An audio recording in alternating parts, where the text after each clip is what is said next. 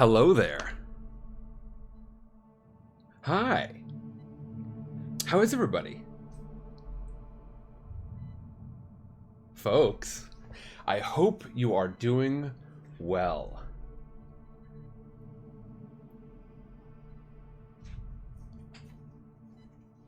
All right, gang. I got some stuff to talk about. Jade, hello. Gems, Kerfo, Sander, I see you. Hello, hello. Everybody. So, you may notice things look a little bit strange right now, yes? It's possible you're wondering why it's just sort of like me on this big, dark background. And that is because, no green screen today, right? Because I want to sort of show y'all, I want to show y'all how I'm living. No, I'm joking. No, I do want to show y'all, the space here. Some of y'all might not be aware, but we have had this apartment for a long time with the plan always to grow into it, and this second bedroom has always been rented out to other people. And so I am going to show y'all today, this is the space that Sidecar Stories has kind of moved into. I am using this as an office now. We had our roommate take off, and it was really pretty intimidating, but Cass has been doing well at work and has just hit sort of one of the milestones. Sidecar Stories has been doing pretty well, and so here we are now able to sort of use this space. I've been using it for, for a few weeks now, almost a month maybe, and I wanted to show y'all the space I'm using. But there's another reason.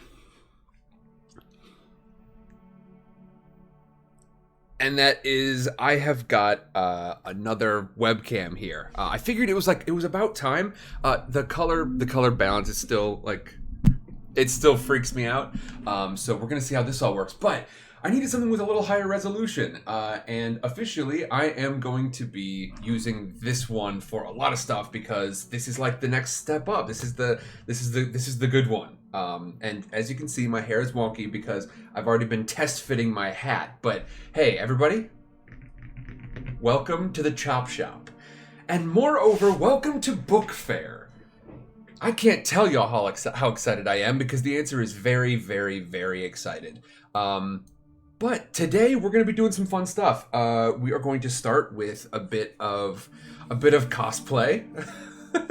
It's going to be a lot of fun. It's going to be strange. I've never done this before. And so y'all are going to get to see a lot more of this space than you usually do. I'm going to give you a super quick tour around it, and then we're going to put on this sucker that I've been waiting to put on for a long time, starting with, of course, black work socks, the foundation of any good cosplay, as anyone will tell you. Right, Dahlia, I assume that your garb is always based around some sort of black work socks, right? Kerfo says, I feel like I can really see you. Yeah, I'm going to be a lot more visible in this one, which is going to be really, frankly, uncomfortable for me, but we're going to roll with it. So, everybody, I hope you are excited. I'm super excited, and welcome to Book Fair. If you want to know more about what Book Fair is all about, you can use the Book Fair command or just BF, and that will take you over there. You should see a timeline of the week up there. I've had some moving pieces, so some of those I don't have. I don't have official times during the day for them, and frankly, some of them are still a little flexible.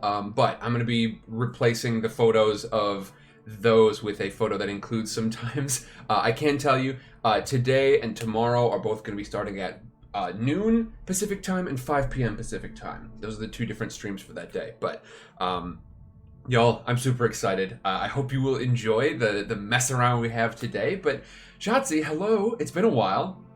It's been quite a while, and I hope you're doing well, assuming you are the Shotzi that I remember. You are assuming Shatsure is Shotzi Red. And Kerfos, if you're doing commands, you use an exclamation mark before it. So exclamation BF.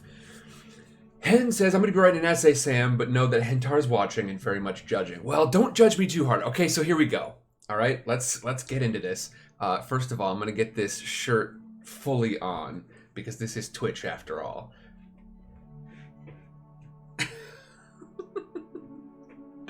All right, now, I have never messed much with cosplay. I can tell you that now I just look like a waiter at an Olive Garden. I can tell you I have messed about with two that I really like put any effort into. One was last year, and that was very medium low effort. I went for a Post Malone thing, and I'm hoping to show that to y'all later on this week. I was thinking maybe later today, but I definitely need help, and Mama Cass is not feeling super well. Hen, put it away. Elvis waiter. Hold on, why Elvis waiter? Oh. Okay, and with that, let's give you the super wonky perspective, and let's check out the space. So, welcome to the Chop Shop. Oh, this is so weird. Okay, so, first off, we have got the door, and frankly, this is something that I've been like, I've been inordinately excited for this. This is the corner that no one should ever see. So you're getting the official, like, behind the scenes look right now. All right, this is the space where all of the like equipment goes. And when I say equipment, I'm talking about stuff that I have scavenged and scrounged and thrifted for literally 5 years at this point. If you're wondering like how much this whole setup costs, the answer is probably less than $20. Because I am obsessive with my Goodwill thrift shopping and all that. And then of course we've got the desk here. Again, like one of these monitors I found, another one I got from a friend that was their work was like shutting down, and they were getting rid of a bunch of old monitors. But we've got my craft stack over here. This actually kind of needs to move, because I think it's going to be like I'm gonna need some better access for this. So I'm probably gonna roll that around. But we have got this wall, which is sort of like this is the blimp, by the way. This is I built this recently, and I'm very excited for it. And then as we move over here, we've got the closet, and this is where I include all sorts of stuff. Those are both full of, one of them is full of pieces of plastic, one of them is full of foam. As you can see, I've got some hats up there, one of which is going to be making an appearance imminently. As a matter of fact, let's grab that right now. This is so weird to like, to have this perspective. You know what? I think let's get this on. So here is the hat I've been thinking about for my Artificer. It's, again, I think it fits. I don't know if it's perfect, but I think it fits. This is from my brother. He got it from Australia. And I guess I'm going to have to sort of like give you all a tour through my hat collection at some point. Yes, your boy has a hat collection. I'll have to just apologize right now, I suppose. But we've got a whole box of Nerf guns that I found in the basement of our old apartment. I'm not a hoarder, but I am a scrounger, okay? I don't want to get too deep into that, but it's an admission I feel like I have to make. let me check out chat, because I don't want to miss y'all for too long. Yeah, I think she needs a bit of rest, so I'm gonna give her some time. But Jem says Sam looks good in a hat. Sam looks good. Sam looks okay in a hat. What Sam doesn't look good in is getting my hair set in this real low pony, and then putting on the hat and then having the hat off later. That does not look great. But hey, that's all right. And yeah, the Nerf guns. Frankly, the Nerf guns are great because I can use them to make tabletop terrain. This is the sort of stuff that I enjoy doing. Is like collecting stuff and then making things out of it. You'll see that in just a moment. But let's finish out this tour here. This is the wall that I think people will see. Now, not this space. This is the closet here, of course, and I don't want to spend a lot of time in the closet. This is all sorts of craft materials. We're going to be using a lot of. Let's see, where's my arm at? A lot of that stuff today. I think that'll be fun. This is Cass's easel, where she is sort of work in progress with some stuff. you can see here some things that you might recognize. Lots of gifts. And those are going to be potentially moving once I've got this sort of set up. But my goal is ultimately I would love to have this space not be green screened, except for maybe a few things during the week. I would love to not green screen this space, but Cass was a like Facebook Marketplace genius and was able to pick up that shelf and a matching one for it, which is, I've got a big thing about symmetry, y'all, and so it's very good that she was able to find two that matched. Those two for like, I think it was $40, and then this for $50. This couch here. So welcome to, like, this is the studio. And then we're back at this side, and then this is just a tiny bathroom, and then a bunch more like gear, and that's where I keep my green screen and such. But as you can see, the room is transformed into a very sidecar office type space. So I'm pretty excited about that. I was not necessarily anticipating using it. This was a tough decision. Cass was kind of the one who sort of pushed me toward this. Because I was really, really hesitant to say, like, yeah, I'm ready for Sidecar to like move into an office space. It's an investment to say that, we're going to use this space instead of renting it to somebody else. But she was right. Is there still no sound? There should be sound back again, yeah?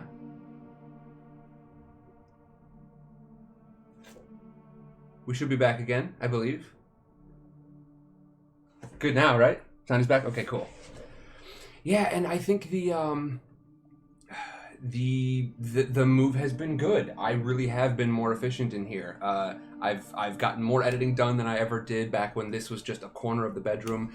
I have been able to work on a few more projects, and I've certainly been able to build more stuff.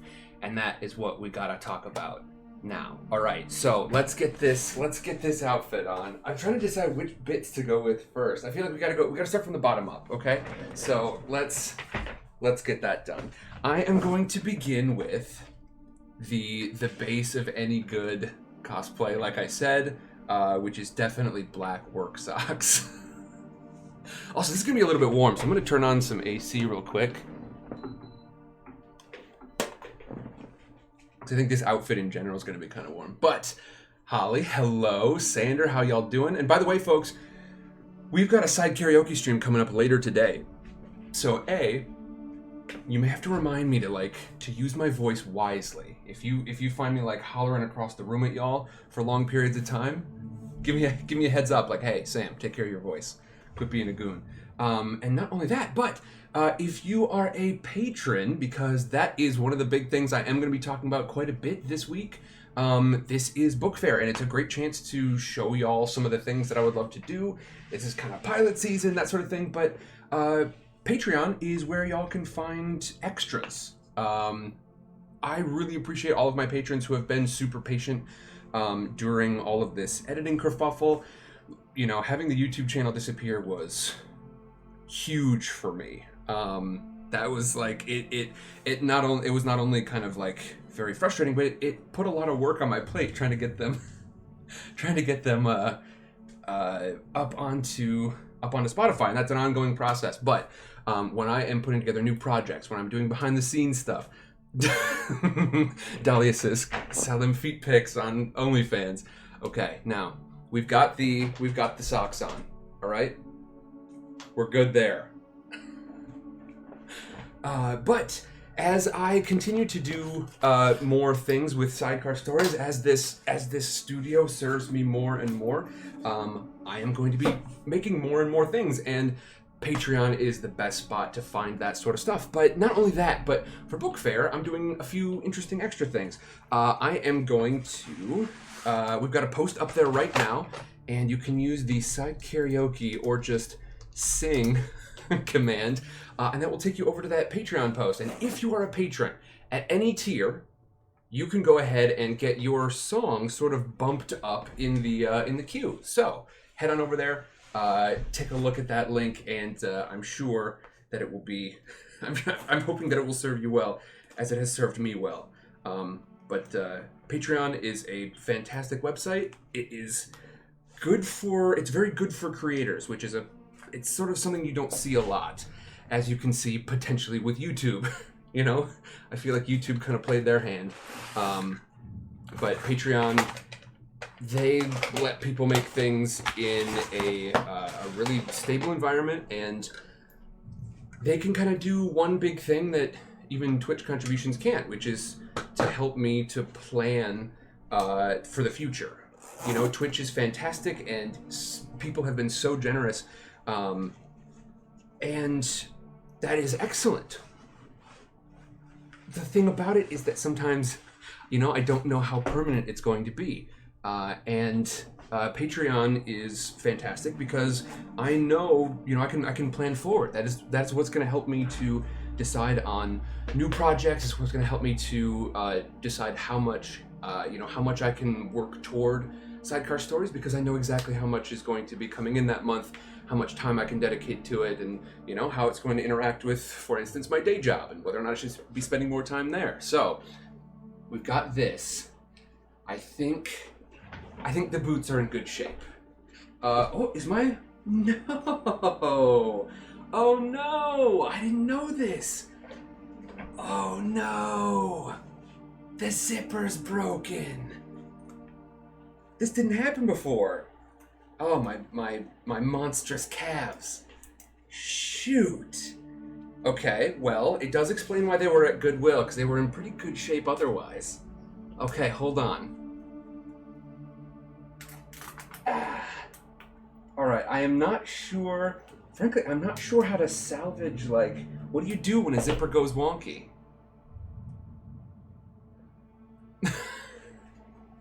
Look up on YouTube how to fix the zipper? I see. Now, in my head, I just need to sort of get it, like, reseated. I think I can probably fix it, but frankly, and fortunately, that's not the most vital thing right now. I think I'm going to, let's see. I'm seeing, Luis says Velcro will fix it. Yeah, and it's like on the inside, so I think I'm going to be able to sort of mess around with it. But that is quite alright. You can still see the Goodwill sticker on the bottom of it. Okay, excellent. And it's one of these big, like, chunky zippers, with, like, the plastic teeth and everything, so I'm not sure, like, precisely. Okay, does anybody know? Should I try to, like, sort of jam it back and get it reseated, or should I just, like, leave it right now?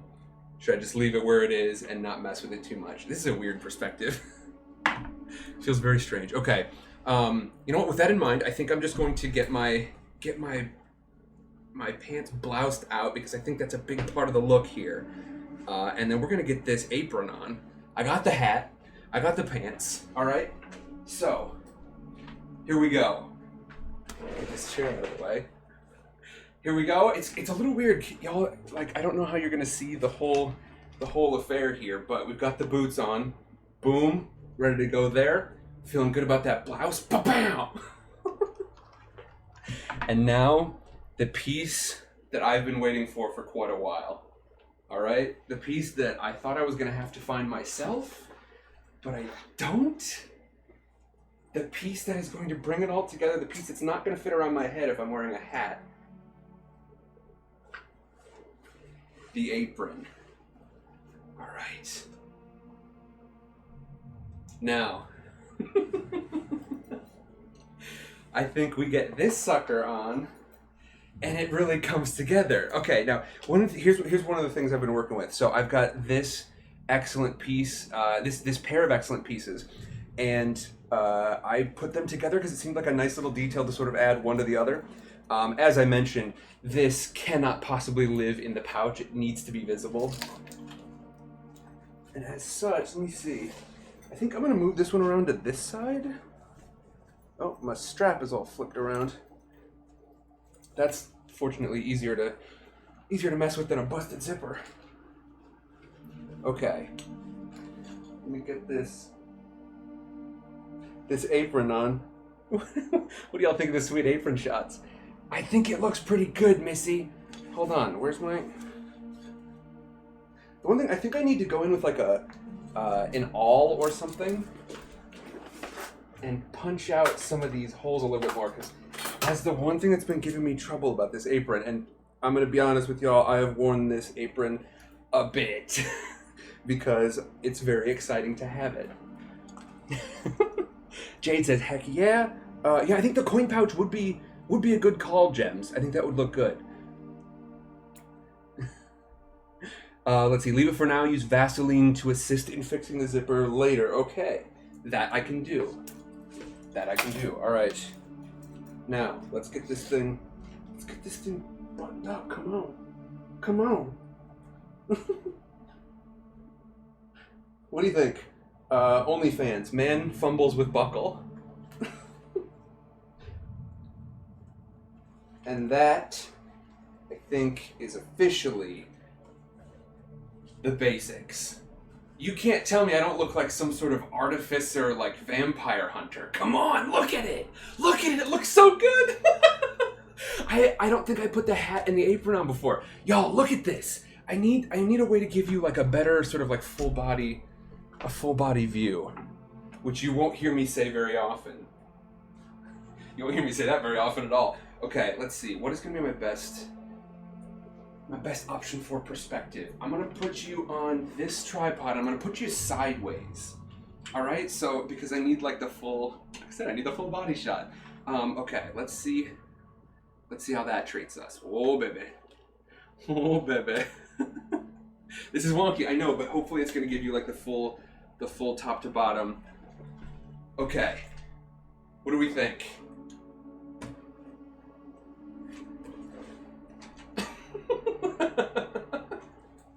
Look at that! Look at that! Dahlia says, be careful not to get Vaseline on the leather, however, it'll permanently darken it. Okay, good to know. And one thing about this is I don't mind it getting kind of grimy. Like this showed up with some like nice weathering spots on it, and I think to have like a cool sort of, I don't know, oil stains, like oil slicked leather on this thing, that is not going to be a problem for me at all. Holly Rose says it's magnificent. I think it is. I think it looks fantastic. I'm so excited. And this is like this is a shirt that I bought this. This is the first piece of clothing I think I bought when I came into town because I needed it for an audition. I landed the audition and then I needed it for the part itself. And I was indeed playing a waiter. Maybe not at Olive Garden, but kind of at Olive Garden. Don't worry, Sandra, I will turn it right way up again. But yeah, Louise, I think this is a whole lot of cosplay fun. Okay, yes, Missy, you are absolutely correct. Like, there were some pieces that I had before. There are some pieces that I sort of had available to me and that I was able to put together myself. I had the hat, right? My brother got me this. The boots, of course. The boots are no joke. I think this probably wouldn't have started if I wasn't able to find these boots, but the apron, the apron is what makes it. Absolutely. This thing doesn't exist without the apron. I was looking for, like, Cass and I were doing some tests. I've got this sweet pouch, and I've got stuff for the outfit of this pouch. I'm going to show you in just a second. But Cass and I were doing some tests with this, and like, I didn't have the apron, so it was just like me in like a shirt. I was trying to find out like what was gonna work on the upper half. And without the boots, without the apron, the boots and the pants look okay, and then from the waist up, I just look like a dingus. It looked so dumb. And I will also tell you, I wanted to promise y'all that the first time I tried this on in full was with y'all here, and that's true. So I did try some of the new stuff on just to show her like what y'all sent me for my birthday, and so I tried this on, and frankly, this plus gym shorts is a bad look. It's a bad scene, gang. But this plus the boots with the pants with the accessories, y'all, it's so good. Look at it. Oh man, it's absolutely critical. And Rose, I hope you have a good one. I'll see you later. Yeah, let me know if you've got any pro tips for me, Rose, because I think you're one of our actual like cosplayers in here. I've got a direction I'm heading, as you can see, but I think there are probably more details due. I think I could probably go with like, I'm wondering maybe a cravat or something. And then yeah, for those of you who are wondering like, what comes next for this outfit? Well, we've got my sweet sort of like bronze and copper all over the place. I think we're in good shape there. As I mentioned, I have got some Nerf guns around, and these two are like super old school pistols that frankly they look slightly more realistic. I think I'm gonna give these like a real doing. I think I want to glue some dice onto this, some sort of maybe glow in the dark ones. I don't know, but these are going to be like, I think I could see these on like a bandolier, like up here somehow. Does that make sense? Like a crossbody thing. And then this is just like something that I think could turn into a weird little like artificer's tool that I can sort of either hang on my belt someplace or something like that. But I think those are some of the next steps here, and these are going to be instrumental in that process. Okay, let's get y'all turned the right side up again. And oh yeah, I forgot. I've got a couple of different goggles to choose from now. Okay, let's get this sorted out. I'm sorry for any of the seasickness going on. All right, now, as some of y'all may be aware, I tend to run pretty hot, and so the prospect of me wearing goggles like on my eyes full time is that's gonna be a no-go. And so I think they're gonna hang out either around my neck or up on my hat. Yeah, it's a ride, Gems. I know it is. Okay. Dahlia says, I've got my eye on a few fancy pouch belts, and seeing this makes me realize you probably need 2 leather sleeve holders as well. I'll contact my old bosses for a custom order. Okay, now hold on, Dahlia. you need not necessarily do so. Let's think about this. I'm certainly not going to say no to anything, but I will tell you, this is like, you've done a lot already, okay? This doesn't live without you. Now, I think maybe, you know what we could do? You know what this guy could be all about? I'm already doing glasses plus goggles. Why not? Okay, now that's actually not a bad look right there. That's not bad. It's chaotic. I don't know. It might be... The scale feels weird for some reason. Louise says, it can't be much worse to hang out on my screen. Okay, so... Oh, and this little guy keeps coming loose, so I'm going to have to glue him in there. But... there's that, and then I've also got these. These were from Cass, dressed up as a minion for her job at one point. They were doing a costume day, and so these were what I was going to use before Solderfish got me these sweet things. So here we go.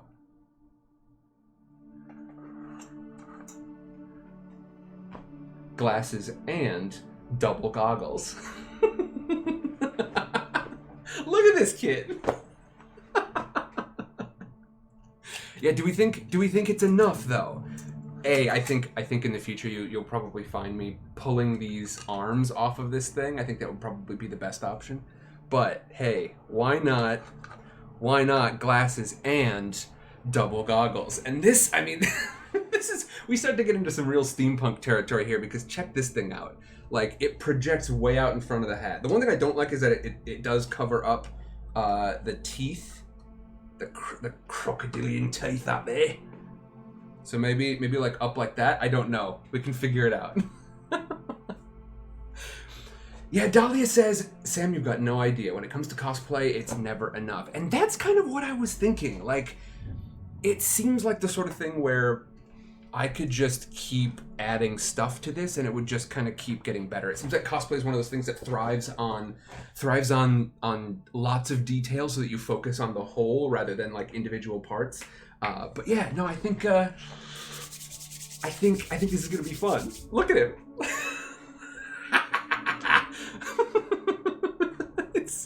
Okay, with the goggles on goggles, I'm not sure, but I think with a bit of like a bronze paint job on these, and maybe some like greeblies stuck on there, we might have a pretty good time. Now, Jem says you need a double hat. I see. Look, hey, double hat? I'm not opposed to it. I am not enthusiastic about it, but I'm not opposed to it. What do we think? I think we glue some, like, maybe if I can find like some pieces of, oh, I've got a really weird lens piece. There is not a chance I'm gonna be able to find it right now, but I think after this we can get to start talking Greeblies. But y'all, this is not the only reason why we came here today. And speaking of Greeblies, I think that's a good jumping off point. All right, this Artificer outfit is to represent. It looks so goofy with this hanging around my neck. Don't worry, most of this is staying on. I'm gonna pull these off for a second. I wonder if I can, like, if there's like a good spot for them, like right here. That could kind of work. One of the big things that we're here today to do is actually put this artificery to good use. Jem says, I'm catching up on the Patreon page. Excellent, Gems. I'm glad to hear it. And today, you know, we've got a behind the scenes post on this. And after today, that is going to go fully public. And that is the case with lots of stuff over on Patreon. As I posted a long time ago, and as I continue to feel, I think that me and my patrons are partners, and we are partnering to create things for everybody, not just for patrons. So all of you folks who are patrons over there, including Gems, Dahlia, and Luis, we've got all sorts of folks over there. You are helping me to make stuff, to make interesting things, and that stuff will hang out on Patreon for a while. That'll be available to patrons first, and then Book Fair. There might be other small opportunities for individual things, but in general, Book Fair is going to be the time where we release that to everyone. So by the end of Book Fair, by the end of this week, everything that was patrons only is now going out to everybody. So I hope you enjoy. Everybody, I think this is a good way to jump into our next project for today. All right, I mentioned Greeblies, right? And some of y'all might not know that word, but we're gonna actually put this Artificer outfit to the test today. We're gonna do some artifice, and by that I mean we're doing some tabletop crafting. Some of y'all might have seen the posts on this over the last couple of weeks. Honestly, is when I started to really like open up about it. This is something that I do for myself a lot. This is something that I have really enjoyed over time, and I'm hoping y'all can enjoy it as much as I do. Because, well, it's a ton of fun. We're going to be building some things, we're going to be painting some things. All right? And so I want to say thank you to everyone who has jumped in today. Sandra says, how many Patreons do we have? And I think like how many patrons do we have is probably the accurate way to count that. I think 23. We have 23.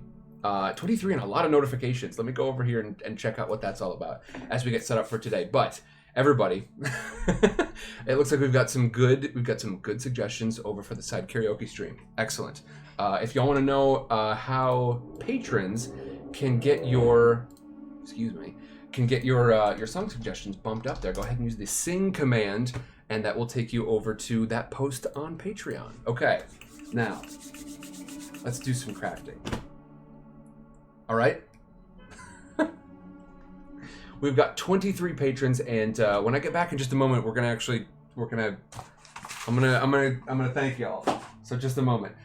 First, I need to get this table kind of all set. I'm gonna put my gears back in my pouch. This thing, I think I'm gonna attach some weird like little bits of arcane technology to it, and then this is going to be some sort of weird like my equivalent of the sonic screwdriver. I think it's just it's a clamp for a light. That's what it actually is, but I think it makes a fun little goofy tool. All right, get everything back in my pouch. I feel like a kangaroo. This is my folding table, my pride and joy. Let's get this sucker back in here because I think it'll be easier to see me this way. Ahem. This is the crafting table. This is a birthday present from Cass. She knew how much I wanted this thing, and I've wanted it for a long time. But frankly, this is what is going to... This is one of the things that has kind of transformed this space.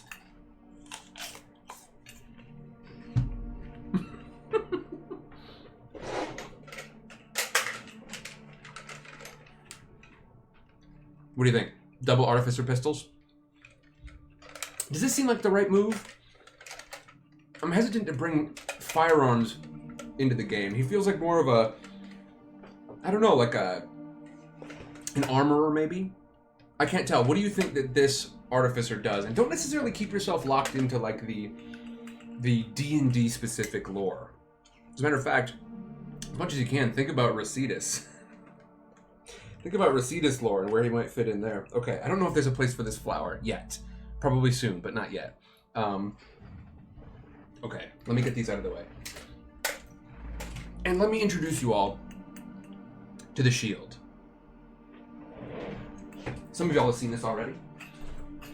If you have been watching, if you've been keeping an eye on things over on Discord, and then even more recently, I put a full sort of how-to post up there on Patreon. This is the shield. I have got one side finished already because I actually need this because I'm going to be using this week. As a matter of fact, I'm going to be using this tomorrow. Boy, that's anxious to say. Tomorrow's like my big... Tomorrow's the big one. Tomorrow's the one I've been most anxious about. That one shot. You know, these things take a lot of prep and they can be difficult, but this is the shield. Here's one of the test pieces I had for it, and this is a grand experiment. This is something called Ultimate Dungeon Terrain, which is something that I am going to be trying to use.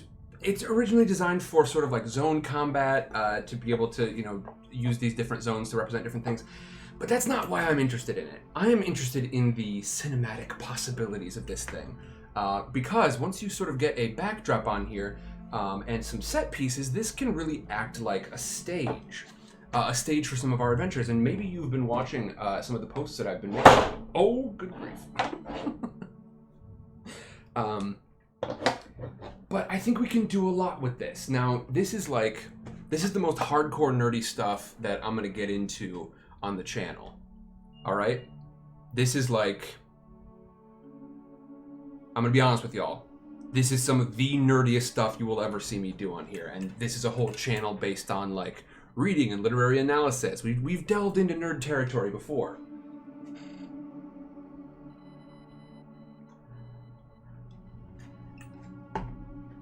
I'm calling it the shield because it looks like a shield on the wall, but what it really is this stage. As you can see, I've got this sort of wood floor texture, but what it's going to let us do is to sort of like bring in set pieces. As a matter of fact, hold on. Got a good bit of backdrop here, I think. As a matter of fact, gems, I'm going to use one of these wrong. Because I think it'll make an interesting piece of terrain temporarily.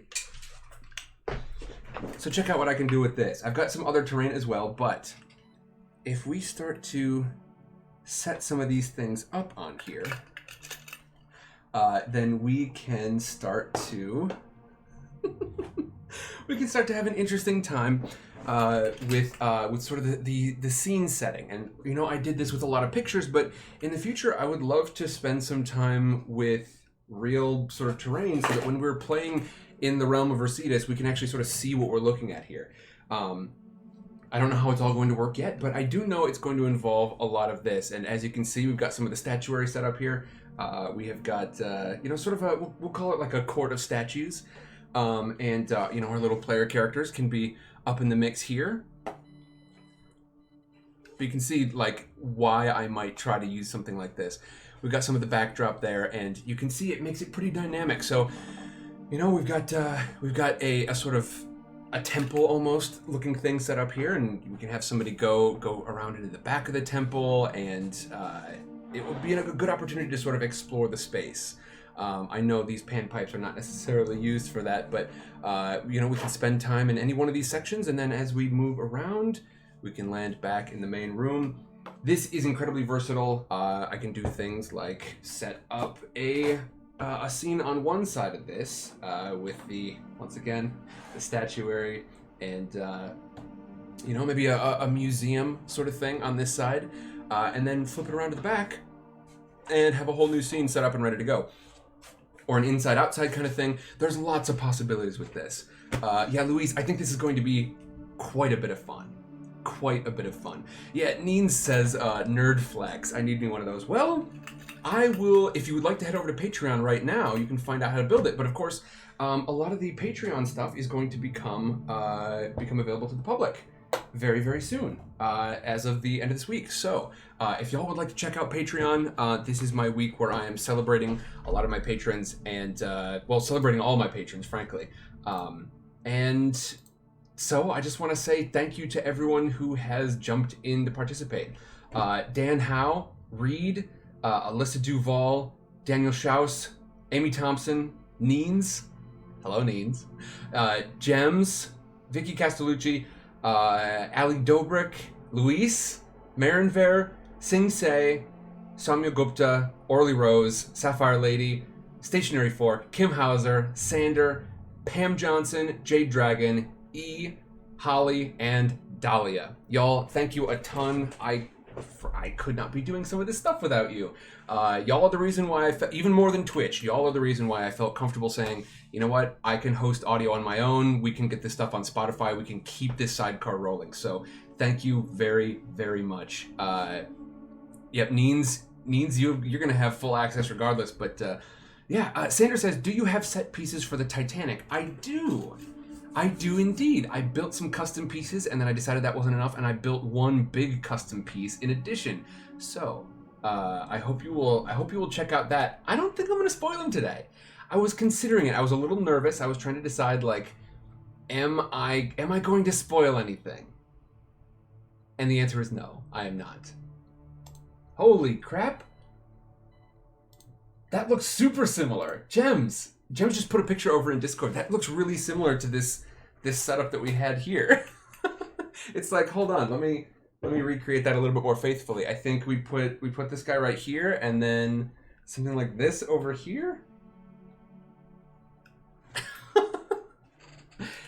The memorial in Central Park. There we go. We're already creating real life events, real life places. Okay. Now, everybody, thank you very, very, very much. I want to thank all my patrons dearly. And if you would like to jump on over there, the second big announcement is that, hey, there's merch stuff happening. Now, what does this mean for my existing patrons? Well, it means you don't have to do anything. For 3 months, this is just the basic Patreon system. If you would like to know more, you can use the merch command, and that will tell you sort of like tell you how the system works. But this is the basic Patreon system. This is not like something that I control. Their system is 3 months. 3 months subscribed at a particular tier will get you all of the merch from that tier. All right, which means that all of you folks who are already patrons, you're already going to have something coming your way. I've got one for every single tier. I have got two, both a hoodie and a long sleeve tee up for the very highest tier. And I'm telling y'all right now, I am doing a book fair like special offer essentially. This is going to end as of the end of book fair. They've got suggested levels and they've got absolute minimum levels below which they will not allow you to set it. Right now, I've got things set at absolute bare minimum, pedal to the metal, cheap as can be, super fire sale deals, all right? And that is for book fair. And again, if you are a patron, you can upgrade if you want a different bit of merch there. But if you are already a patron, that is just going to be coming to you. And that is how I want y'all to think about this merch, is like, this is just another bonus of being a patron. But not only that, that is going to be that is going to be a special that we've got for book fair. Like that is a special deal that I'm trying to run for book fair because frankly, I'm taking a bit of a bath on it. Now after book fair, that stuff will still be available, but it's going to go to the suggested tiers. I'm gonna be accepting Patreon's wisdom after book fair. But for book fair, if y'all jump in there right now, or if you are currently already a patron, you are good to go. So there you go, everybody. I think those are gonna be a lot of fun. You can find a lot of art by Holly Rose over there. Holly Rose did some Chibi Sam art that is gonna be a ton of fun. And this is not the last merch that I'm gonna be doing up there. Like I said, this is the time when you're gonna get the special, super special deal on it. But this is definitely not the last time I'm gonna be doing merch. Once I can figure out a good way to sort of get my to get the word Sidecar Stories attached to the logo in like a pleasing way, because it's been a little tough. I'm going to have that available as well. So head on over there, figure it out, because I think you're going to enjoy what we've got over there. I've got that link right there that will send you to a specific post that's available to everybody, no subscription required, where you can do a little bit more reading on like how precisely the merch works. Let's talk the shield. I'm calling this one, tentatively I'm calling this the Stonewood Shield. And I'm going to have a couple of different shields, but as you can see, I've already done a bit of work on this side. You can see the full post about that up on Patreon. You can see my Lazy Susan underneath that I'm using to keep this world moving. And this is one of the things we're going to be working on today. Now, I also plan to do some building. Oh, this is like it's weirdly blown out. There we go. It's just because it's totally black. It's freaking out. Okay. Maybe if I put this here, will that help? It didn't help. Let me put this stuff over here because I think if it stays on the table, I'm going to drop it or I'm going to break it or something else very bad is going to happen.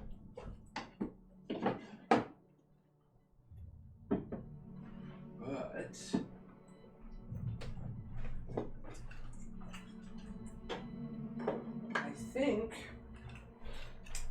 I think I want to give y'all a quick tour of my like craft setup.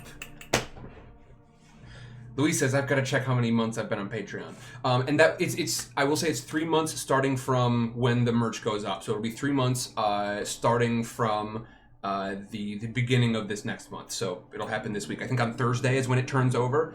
So that will be that'll be month 1. So there's that for you, which means that you should have that stuff coming your way pretty soon. Like I said, the 3-month thing, that is Patreon's system. I don't have any control over that, but I think it's gonna be fun to be able to sort of wrap the sidecar stuff, and I'm really, really appreciative to both to Crossy, who did my logo, and also to Holly Rose, who did the chibi art that you're gonna be finding over there. So let's talk real quick about crafting. Just real quick, just super quick.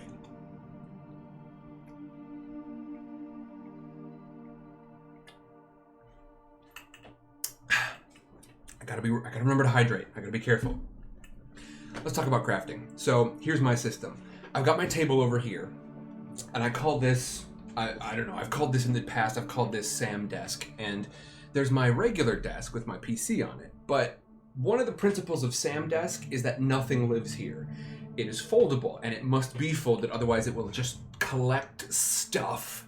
It'll just collect stuff over time, and it will just become like a receptacle for junk. That's no good. That's no good. Now, here's the deal. We have got a craft stack over here. This is how I handle all of my crafting. This is just an organizer that I use to sort of put all of my stuff together. We have got the tools drawer. This is where I keep everything for sort of like cutting, measuring, all of this. We're going to use that a little bit later today once we actually get into some of the building portion. This is for taking stuff apart. This is for putting stuff back together. This is the glue drawer. We've got regular glue. We've got hot glue gun. We've got tape in there. This is some of the paints and brushes. We're going to be doing some painting. I think first is going to be like one of the things we're going to try and tackle first, and that is what makes this craft stack like kind of special. You can pull the drawers out and move whatever part of the process you're in. You can just move it straight over to the table. We've got some flats and textures here. I've got an old circuit board from a well, frankly, it was from a router for an internet service that was really, really pissing me off. So we got that. We got this stuff is called granny grating. It's great for like, what do you call it? Like iron grating floors and such. We've got some other flat stuff in here. We've got rods and beads, and really this whole drawer is just repeatables. But this stuff is called greeblies. It's just little bits and details that you can glue onto things to give them a bit of extra detail. Hello, can you focus in? Come on, focus for me. There we go. And I've got all sorts of stuff in here. This is my drawer of stuff that's super repeatable, like straws and kebab sticks, toothpicks, that kind of thing. And then this drawer is the true holy grail. As you can see, I've got some sound foam and some stuff from my old desk in there. This is the crazy one. This is where I've got the non-repeatable pieces, and it is it's a lot of fun in there. We're going to be using some of this stuff later today during the building process once we get into the towers. But for right now, one thing that y'all saw that I had been working on was this shield, and so today we're going to start with painting the shield. Now, I think this is where this new webcam is going to have us set up right. Oh, it looks glorious. Look at that. Okay, and once we actually get some color on here, it's going to focus up instead of being all weird. Now, y'all can see I did a bunch of work on this thing. And that is the base of a lot of what we're going to be doing. So this is a big stage that we're going to be using for a lot of adventures, and this is going to be the stone side. I wanted a wood side and a stone side, something kind of reverse on here. This is a piece of foam that I cut down into this circle, and then I textured it. You can see a lot of that over on the side. But everybody, this is what we're going to be working on painting today. So as you can see, I've done some tests here. I wanted to test out some of my textures, some of my dry brushing. You can see that each one of these has sort of a base coat on there of a certain color, and then I've also dry brushed on the left half of it a bunch of different colors, and that's going to let you see sort of like what I was trying to emulate there. And I think our best bet for this one, I kind of just enjoyed the really dark stone for this, and that just means I just dry brush straight onto the black here. And if y'all have got any questions at any point of this, because I don't know sort of what level of familiarity people are coming in from the post before, or possibly from their own sort of crafting adventures, I don't know. But that is going to be what we're going to be working on today, which means I need to get a brush going, and we're going to get started. So let me grab, I think let's start with, what do we think? I think let's start with doing some of this inner ring stuff and then the outer ring. So we need to start with a gray and then a red. Dahlia, good luck to you. Gems says, Patreon is still not letting me see Patreon only stuff. Well, you are a patron. It might just be sort of the level that you're at, and oh, duh, I didn't mention that either. So I made a bunch of changes, and those are going to kick into effect. I made those late last night, which means those are going to kick into effect sometime this week. I don't know precisely when, but I adjusted a lot of the tiers. Which means that if you become a patron, and this is going to be true ongoing, this is something that this was always kind of part of the plan. I knew I didn't ever want to have to take something at a certain level and bump it up to the next level. So I started with things at a relatively high level, and I have officially bumped them down, which means that if you want to jump into Patreon, now's a pretty good time to do so. Some of the things that have changed over on Patreon, I have added at the $3 tier, you are now going to be able to jump in and do any of the Discord related stuff. You're going to have the patrons library available to you. You can access the private patrons library channels and the archive channels. The $5 tier is now going to include a lot of the behind the scenes stuff, because I've realized that it's not as difficult and time consuming as I thought it might be, and so $5 tier is going to get that. The $10 tier is still going to get you the demos of new projects like the Shelf Confidence series, which I am absolutely ongoing, and I would be recording a new episode if it weren't for the fact that I was spending all my time editing for Spotify. And then finally, all of the tiers from 25 all the way down to 3, you are all going to be able to get in on sound bites now. I'm a voice actor, and if you want, you can be a director. Go ahead and send me stuff to say, and I will say the darn thing. You can send me a script every month, whether that's just to, you know, sing happy birthday to somebody, or to do your voicemail for you, or to read a funny tweet, anything from that all the way up to if you've got a scene that you wrote, or you want me to do some voice acting for a, I don't know, for something you're animating. I will read anything y'all send me within sort of appropriate reason. I don't mind making it kind of R-rated, I suppose, but we're definitely not going beyond that, I can tell you that much. But keep it reasonable. I'll be letting you know. Kerfo says, when are you reading sound bites? Well, we have got a whole stream dedicated to it for Book Fair here later this week. But in general, I think sound bites are going to be something that I'd probably read possibly before Thursday streams, if I boot up a little earlier. It's one of those things where I'm definitely going to be reading it on stream for most of them, but I also might we might move those around within the week. It's something new. It's something that's new that I'm trying out. It's going to be sort of pending demand. If I have to read a ton of them, I might have to change it around. And hey, maybe if I can get a ton of heat for it, maybe we turn it into a new stream during the week. I don't know. But there you go. And gems. Yes, gems. Yes, you're the odd one out. I think you're the only one left on that issue.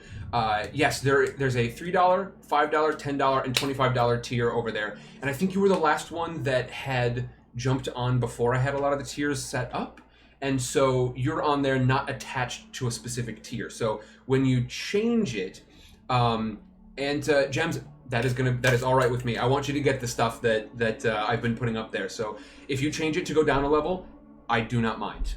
I genuinely do not mind, gems. It would be better for me to know that you are getting the stuff that's over there. So I hope you will consider jumping to that 10. I think I think you were at like 15, and it would put you down to 10. I hope you will consider that.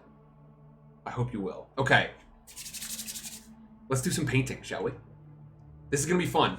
All right. I think we're gonna do a gray for this here, and then we're gonna do like a bright brick red for this outer edge. And so let me go grab these colors.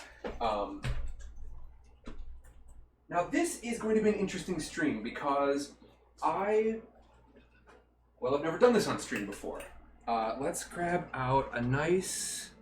This is like a burnt orange color. I think we're gonna go with a pretty bright red. Can you focus in here? There we go. And these are just some leftovers that I've had for a little while. Some of them are craft paints that I bought at the store. These are pretty cheap craft paints, and this is kind of like the this is the way to do things, frankly, is to go with not super expensive paints. This is stuff that I built, and it's stuff that I sort of know how to treat it, and I'm going to show you all how I treat it, but you don't need fancy, expensive paints for this. You can use pretty basic stuff. Now, in addition to that, I'm going to need some brushes, which I've got brushes in here, but I'm also going to need my special brush and some water, so I'll be right back.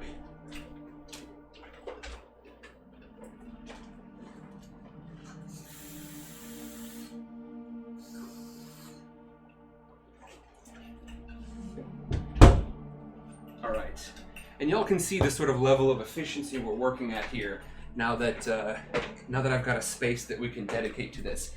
Alright, so I'm gonna get this Lazy Susan out of the way because I don't actually want it to move around while I'm working on it. And I would love to do more of these craft streams in the future. I don't know what sort of like tone or style they're going to take in the future, but I'm definitely excited to be working on this stuff with y'all right now.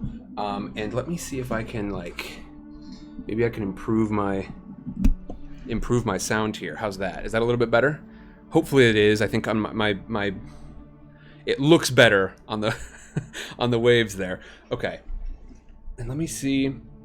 I think maybe if I move this over here, you'll get a better view of what I'm actually working on. Yeah, that would mean I would be working like up in this territory. Okay, cool. So, here are my paints. I'm going to start with this one. This is kind of a lighter gray color. And I'm going to make sure it's all shook up. And while I'm doing that, let's say hi over to chat. How you doing? Kerfo says, I'm very excited to hear my soundbite, so I'm trying to narrow it down so I don't miss it. Gotcha. So let me see. I have to pull up the schedule for myself because it's something that has changed a lot over, like, even up through this week. Okay, so the soundbites is going to be in the typical Percy Jackson slot. So that is going to be starting at 4 p.m. on Thursday. I'm going to do the cooking stream a little earlier. That day is going to be 11 and 4 p.m. instead of noon and 5 p.m. So today I'm doing noon and 5 p.m. and that day is going to be 11 a.m. and 4 p.m. So that will start whatever time Percy Jackson typically starts for you. That is when sound bites are going to be this week. All right. Bitterbard, hello. We're crafting. So I've got this really light gray here. It's like a medium gray, I suppose. And I'm going to be using just a little bit of this. Now, one of the things I talked about in the Patreon post is that I went ahead and really sealed the hell out of this thing. It is super, super sealed up, and as such, it's like a little bit... oh, my brush is a little wonky. I cleaned this out last night because I was using it last night, and I tried to be very careful, but, well, it happens. Okay. What was I saying? I don't remember what I was saying. Get on that HP Pirate fanfic. I mean, yeah, absolutely. Absolutely. I would be all over that. Okay. So, let's just get some paint on here. Oh yeah, that's right. So I sealed the heck out of this thing. It's one of the things I talked about in that post over on Patreon. And I probably would not do it like that again. This is a material that really drinks up a lot of paint. So a little bit of sealing is a very, very good thing because it means you're not, having to go over it with coat after coat after coat. But too much paint and it actually doesn't quite sit on there. And see, I knew I was going to get into trouble here because I'm already sort of making some mistakes. One thing that we're doing here is we're trying to avoid getting way, way down deep in the details because as you can see from some of these, you want some of that. I don't know how well you can see it, actually. Come on. This is having a hard time focusing. As you can see, we've got some of these deep sort of cracks and crags in here. There's a lot of detail that I worked pretty hard to put in here. And I don't want to plunge all the way down into those deep details. Because those are going to be the things that give me that sense of texture later on. So one of the things I want to do here is to try and stay on the main level. So this is called like an overbrushing. And a lot of these terms I learned from YouTubers. So if you don't know what I'm talking about here, well, have no fear. I didn't know what I was talking about with this exact same stuff, like less than 2 years ago. I would say this is one of my favorite things to watch on YouTube. Is I spend a lot of time just watching tabletop crafters because I think it's a really beautiful art form, and it's super functional. Some of y'all might sort of know me pretty well by now. For my birthday, I asked for a folding table, which is what we've got right in front of me right now. The sort of delivery package I've been the most excited about for the last few weeks is the organizer that's now hanging on the back of that door. Y'all, I don't consider myself to be like one of those sort of like robotic, sort of like practical only types of people, but I do tend to be like a fairly practical mind overall. Like that is how I operate. Y'all had to remind me to celebrate my birthday this year, and you did an excellent job of it. I really appreciate everyone who sent stuff over, including Sander, even though they won't let me grab the stuff yet because they want more official mail, and I don't have official mail with sidecar stories on it. But I tend to operate pretty practically. So this is a very weird kind of intersection, much in the same way that streaming is in general. This is like a good intersection of like very practical, but also artistic, and having a chance to kind of express some artistic energies that kind of thing. Sandra says, Sam, I see the post of the merch only with the link you send, and I see what merch is what category in the tiers list, but where's the link to the shop? Sandra, it is attached to the different tiers, and so whatever tier you are at, it is just going to be coming to you automatically. So go ahead and you can check out the different tiers on Patreon. But once again, don't think of it necessarily as a merch shop. Think of it as like you're a patron, and this stuff is just going to be coming to you anyway. Make sense? Right? I think it's an odd way to do things, and I think in the future it is definitely possible that I will be doing a more typical like merch shop kind of thing. But for right now, I trust Patreon, and they have treated me very well in the past. They're an excellent company for creators, which, like I said, with the YouTube stuff, I'm sort of more and more wary about it. Who is going to treat people who make stuff well? And so I decided to work with Patreon for the first run. It is possible, like I said, that I will be moving to, I will be opening up options for a more traditional merch shop. But for the time being, it is just if you've got the, no extra pay. No extra pay whatsoever, Sander. Whatever tier you are at, that merch is just going to be coming your way.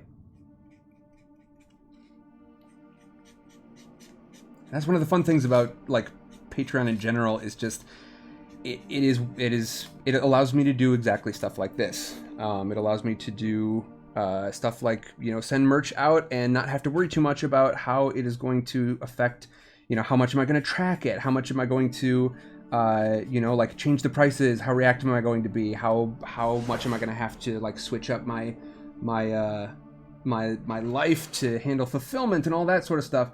Because Patreon is going to handle a lot of that stuff in a way that's going to work for me. So there you go. Jade says, I just realized I paid off my phone last month so I can bump up my tier. If that is something that works for you, I would absolutely appreciate it, Jade. I would be very thankful, of course. And if you've got a bit of something that you are seeing on one of the tiers up above that you would love to look at, then tally ho. Yes, one important thing is that it will be very important. A good reminder, Sander, and that's one of the things, my first time doing this. You will definitely need to go in there and input your address, your mailing address, because they will need to actually send the stuff to you. Dahlia says, so how do we get them again? Or is that a bonus for certain tiers? Every tier has something attached to it. Dahlia, you are at the top tier, so that is the there's a hoodie and a long sleeve tee that is just coming your way. And the answer is, what do you need to do? Nothing. Make sure that you've got your mailing address in there so that they can actually send the thing to you. But after 3 months of completed patronage, it will just get sent out to you. That's all it is. That's all it takes. And Sandra says, Sam, I still don't see pictures of the mug and the stickers. Okay, in that case, I shall have to work on that later today. I thought that it would have those pictures up there, but no, I can just grab the samples that it showed me and send it to you, or I will post that with the items. Rose says, thanks for the picture of Bilbo, Luis. Interesting. What do we have here? What is this picture of Bilbo business going on? Meanwhile, as you can see, a bit of narration as to what I'm working on next. I'm just going to stir up my paint here because some of this stuff has settled out considerably over time. This is where you will find... Of course! I've never done it once before, but this is the day that I drop it. That's all right. I'm wearing an apron, so no fears about that. But secondly, a little bit of it got on the shield, but that is quite all right. It's not going to harsh my mellow at all. Let me just go ahead. Bilbo the Rooster on the farm thread. Yeah, I saw Bilbo the Rooster. That's a good looking chicken. Okay. Just gonna buff a little bit of red off there. That's fine. It's fine. Hey, this will be just maybe a little bit more of a gory, a gory tableau, a slightly more gory tableau than I initially planned. I also should have picked something smarter to actually, like, you know, stir this with. But hey, what are you gonna do? Sander, the higher tiers are not going to get the stuff from the lower tiers automatically, but I do plan to sort of like move that stuff through over time so that those, like I said, the Patreon system is very different. It's something I don't have a lot of familiarity with, so I'm going to be sort of like working on it, and that's part of the reason why I went with them as opposed to a whole new thing, because I'm going to be able to sort of have a decent bit of familiarity, I hope, with it. I don't know. It's my first time doing it, so I'm not sure. But what I will tell you is that, Sander, my plan is to have a way for all the higher tiers to eventually have the stuff that is on the lower tiers. So it will not automatically go through, so that mug and the sticker are only for the lower tiers right now. Like I said, my plan is to sort of move it up through so that over time you can get it, but I can't actually add it all at once. And I can make a longer post over on Patreon for like exactly how that works, so that you'll know on my end like exactly what I'm seeing, why I can or can't do certain things. Boy, how good of an idea do y'all think it is to be painting in a totally white shirt? What do y'all think about that? What are your thoughts there? Good idea? Pretty good idea, you think? Almost definitely a great idea, huh? All right, so for this outer layer, I want to go with a brick red, and as y'all can see, like, some of this stuff is going on pretty bright. The fun thing about this is that even after I have got stuff, I've got paint put on here, I can make some adjustments.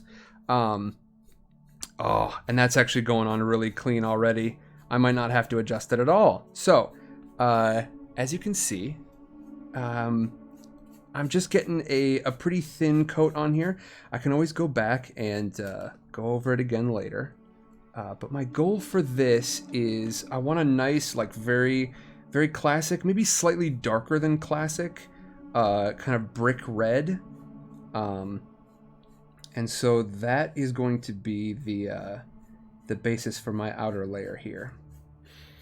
And as you might be able to see, there are kind of different zones on this thing. There's sort of like 1, 2, 3, and 4. Or 1, 2, 3, and 4, whichever way you want to look at it. And the thing that I am going to try to accomplish with this is to really have some nice distinction between all of them.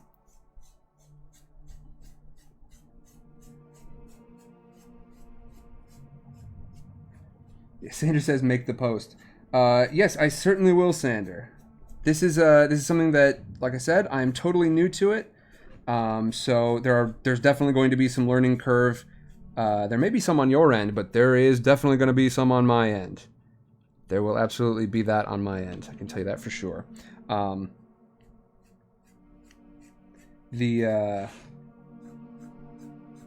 and I would anticipate. Okay, so I just realized, like, you will probably have to input your sizing in there as well. I would anticipate. That is my guess. But yeah, Sander, I will actually, instead of making its own unique post, I will probably just add it to the existing post. I've got some details in there already, but I will add the additional details as to, like, what Patreon does and doesn't let me adjust. I can put those over there. Okay, and I can probably pick up the pace on this thing a bit, can't I? I tend to, like, this is generally a pretty relaxing process for me. But I also, like, I've got some other stuff I want to accomplish today. I want to get into some of the building process. I would love to have at least one tower built by the time we're done today. Let's see. It asks for sizes? Okay, good.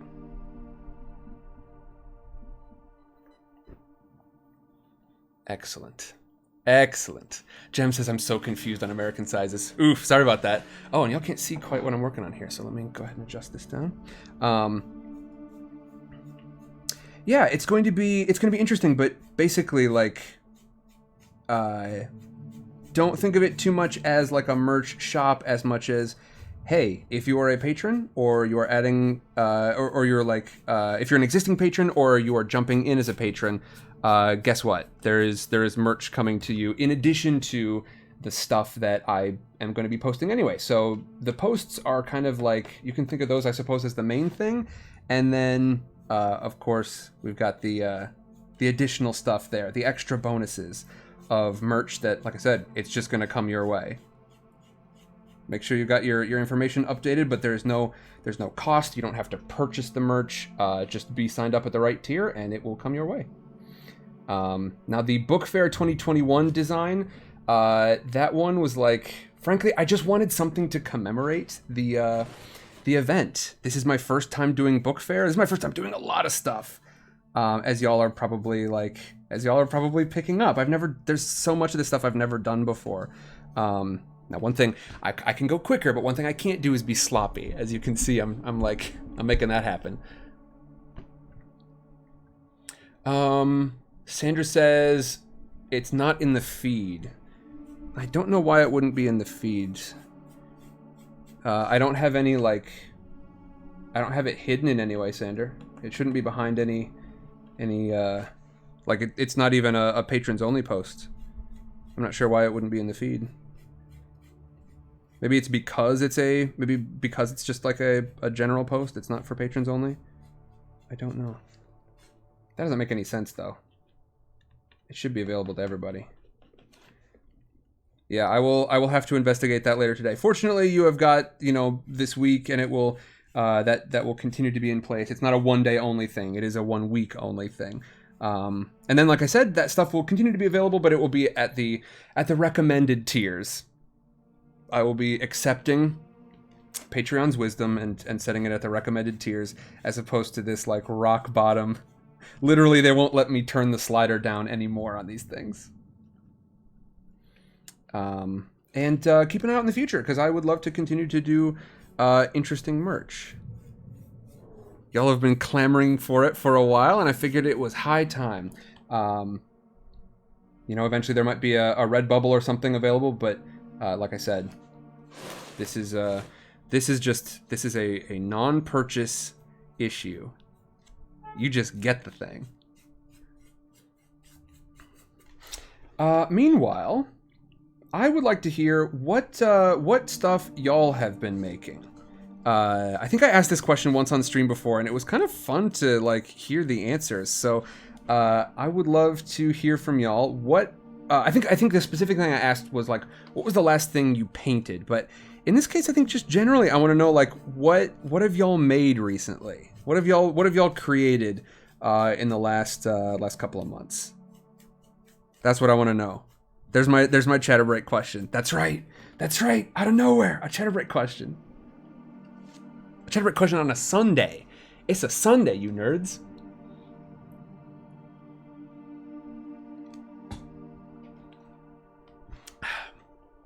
Yep, and if there is more helpful information that I can give you, I would certainly like to. I can try to look through. Of course, on the creator end, I see it from a certain perspective, but I can try to pop back into the patron view and see if there's any additional details or any additional links that would be helpful there.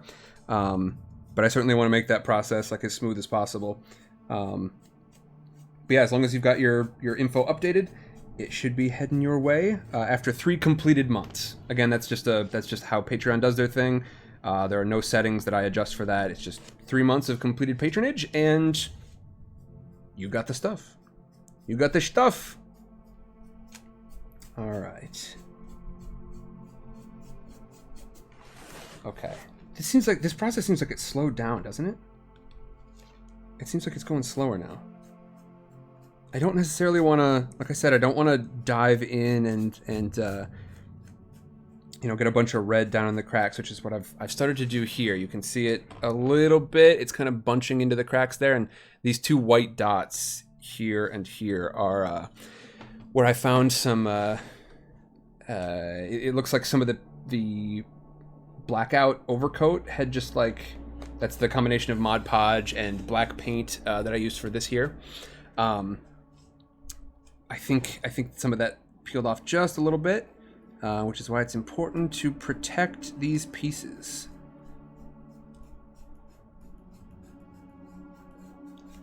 All right.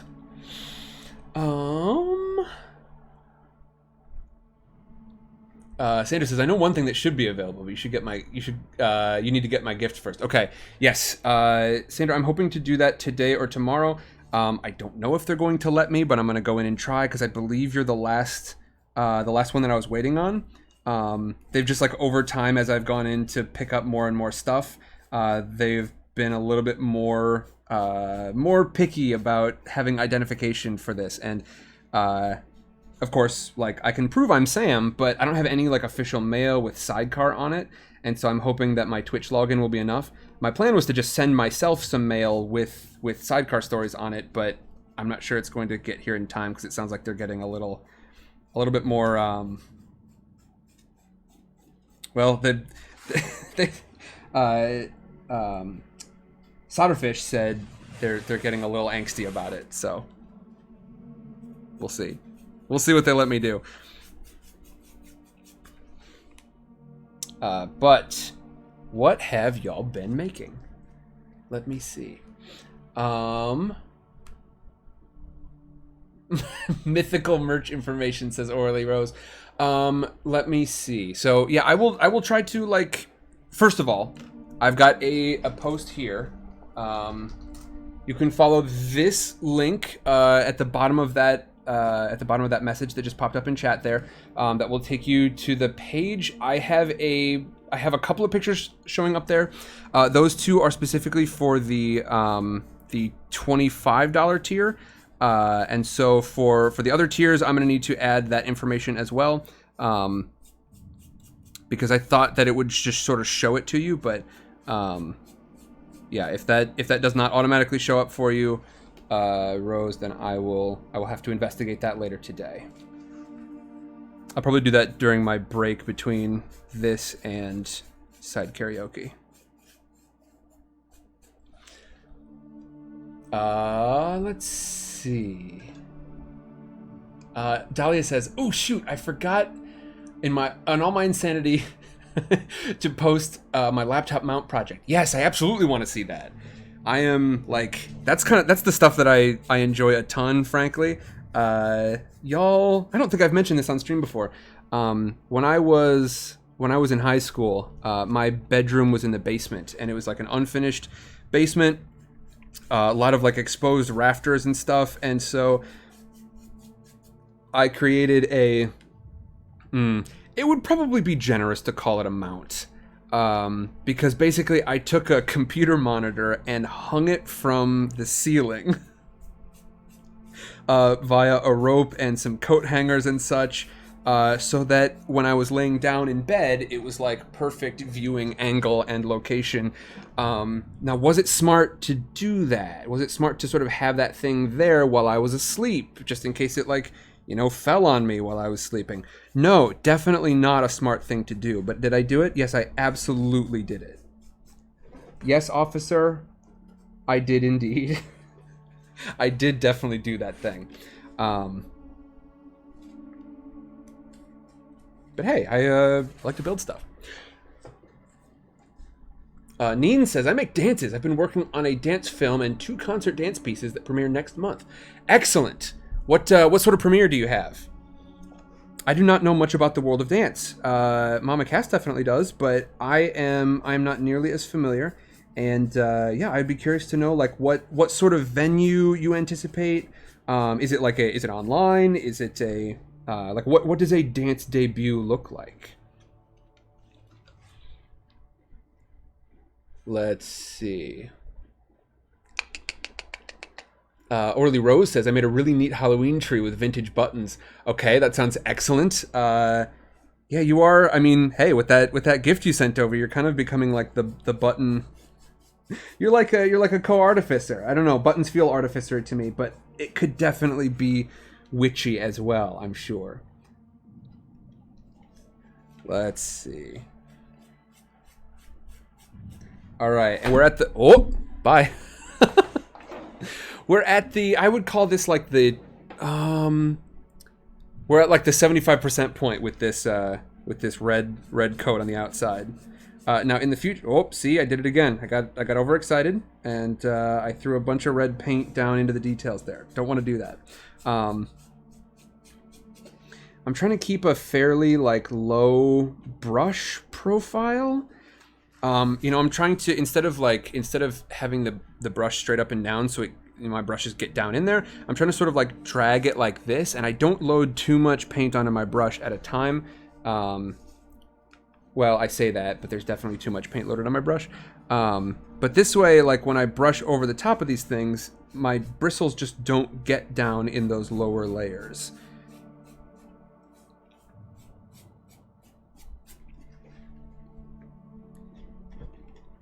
And Orly Rose, I hope, I can expect that you will be popping some pictures into the Discord for us. Is that a fair expectation? Yeah, Orly Rose says, OMG, that Chibi Sam is so cute, and I love mugs. Okay, good. I'm glad you're enjoying it. And yeah, folks, I mean, Holly Rose done did the art on this sucker, so you can certainly thank her. She sent that to me a while ago, and I was like, oh, I know exactly what I'm doing with this. I don't know when, but I know what I'm doing with it. For sure, for sure. Yeah, frankly, I'm probably pretty overdue on merch. Merch is probably something I should have started doing a little while ago. But, you know, some of y'all who have not just like experienced the streams, but actually worked with me know that I've got a thing about control. I don't consider myself a control freak nearly as much as it just like I need to protect the work that I'm doing. Does that make sense? But well, you know what? I'm sure all people who are like control freaks say that. I don't think I'm a control freak as much as I just like, it takes me a long time to trust people. There we go. I don't mind relinquishing control of stuff over to people, but it takes me a long time to trust like people, and by people I mean like entities like Patreon and YouTube and that's in addition to just like people that I'm working with. And so I'm very thankful for all of the people who are part of Pit Crew that I've been able to trust for things like moderation and you know, setting things up. Sander, I know Sander, poor Sander has like offered for months. You could even, I mean, for over a year at this point, to build various things for the channel, and it's just, you know, I have a really hard time knowing like, is it okay to give control over this project to somebody? Takes a long time, but well, Sander held out for the ride, so I appreciate it. As has Dahlia, as have many of you folks. But yeah, all this to say, it took me a while to like trust a company to say like, okay, y'all can do my merch stuff.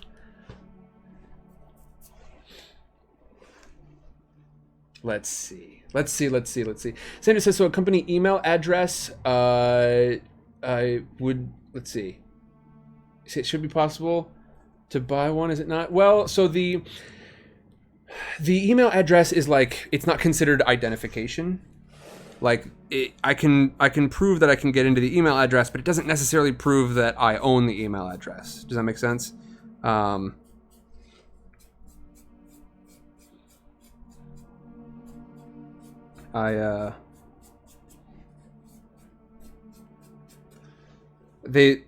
Formal mail is something that is like fairly well trusted here as like a form of semi-identification. I don't know if that's, I wonder if that's true elsewhere. Is that true in other countries? In the United States, like, it's not going to do the same thing for you as like an ID or a passport. You can't like, you can't hand it over to a police officer if you get pulled over or something, but to like prove residence, to prove certain things, like official mail with your name on it is considered sort of a quasi-identification.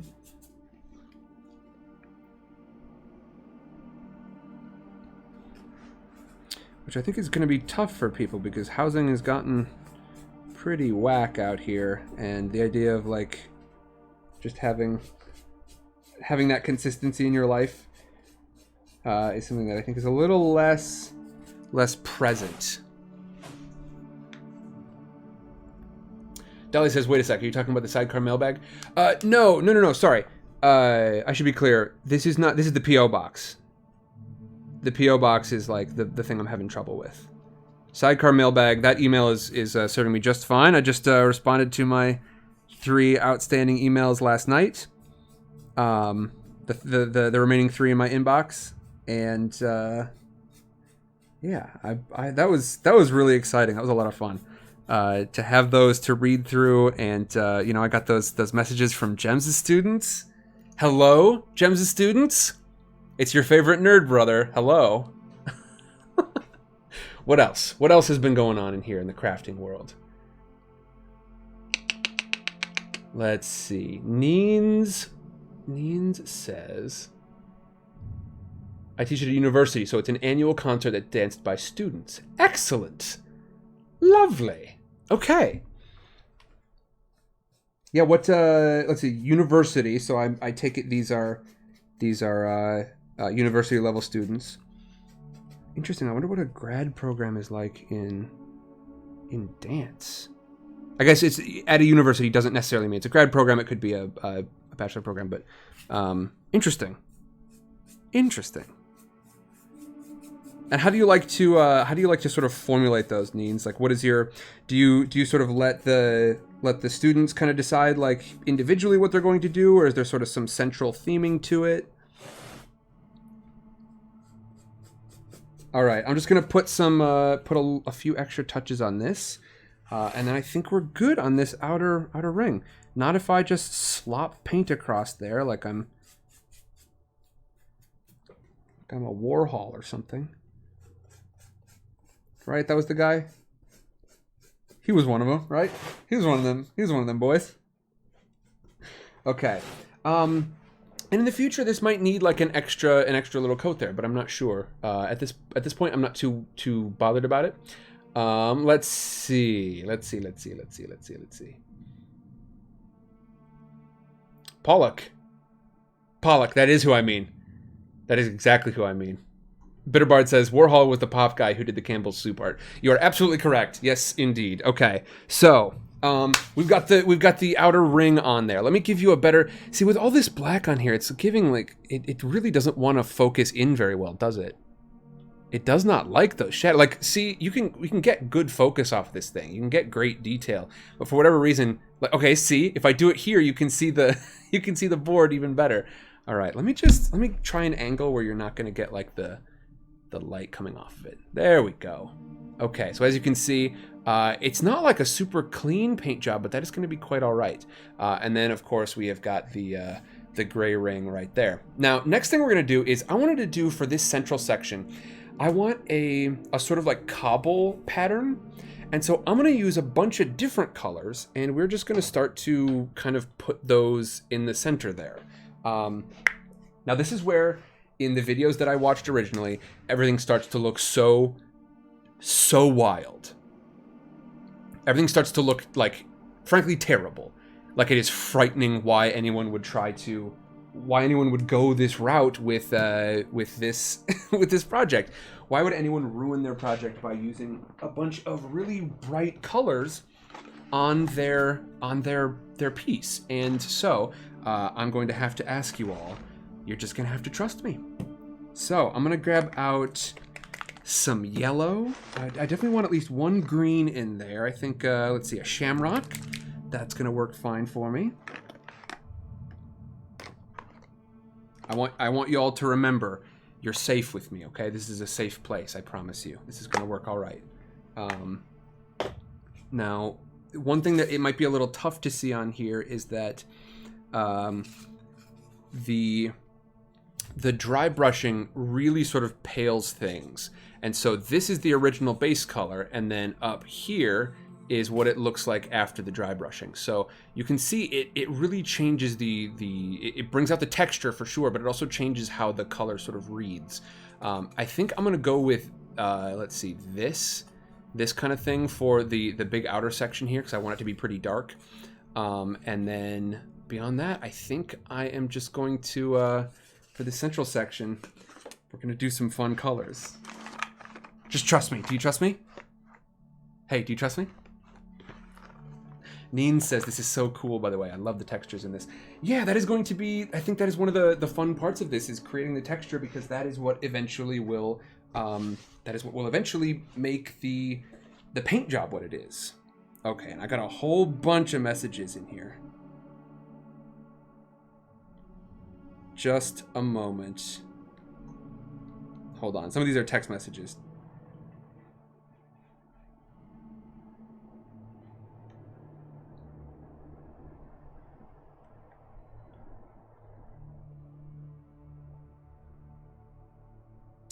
And some of these are definitely from Patreon. So I'm seeing, let's see, Gemma, thank you very much. I'm glad the post has come off as awesome. Gems, let's see, I see your post in there for Sad Karaoke. Excellent. And then it looks like I have seen some stuff in here. Okay, Gems, I'm glad you edited your pledge.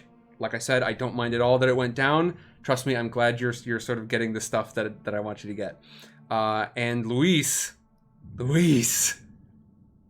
has, I believe, upped your pledge. It's hard because it's in Canadian dollars, which really goosed me on your fundraiser as well. But if my understanding is correct, I believe that puts you up at the 25 tier. And if that is true, well, I appreciate it a ton.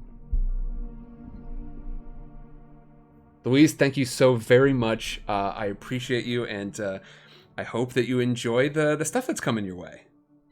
I hope you enjoyed an awful lot.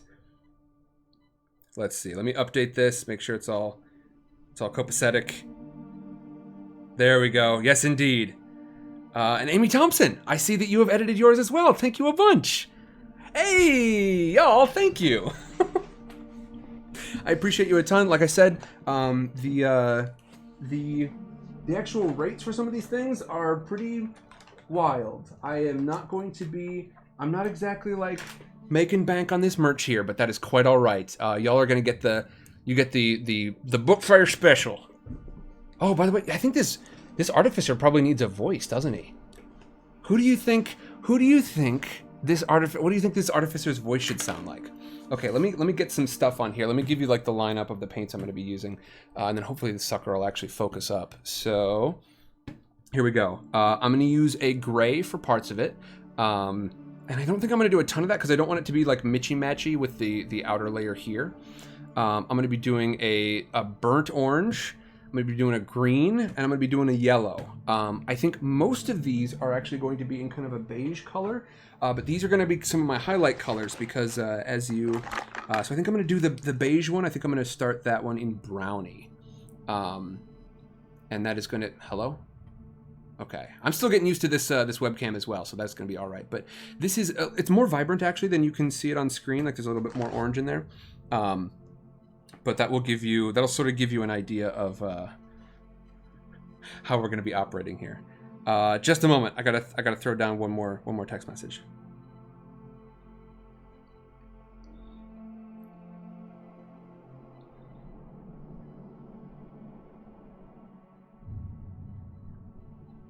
All right. So let's get painting. Are you ready for? Are you on the Frenchman voice? Or are we talking about? Do you think Monsieur Bouc? Are we talking about Monsieur Poirot? Hercule Poirot?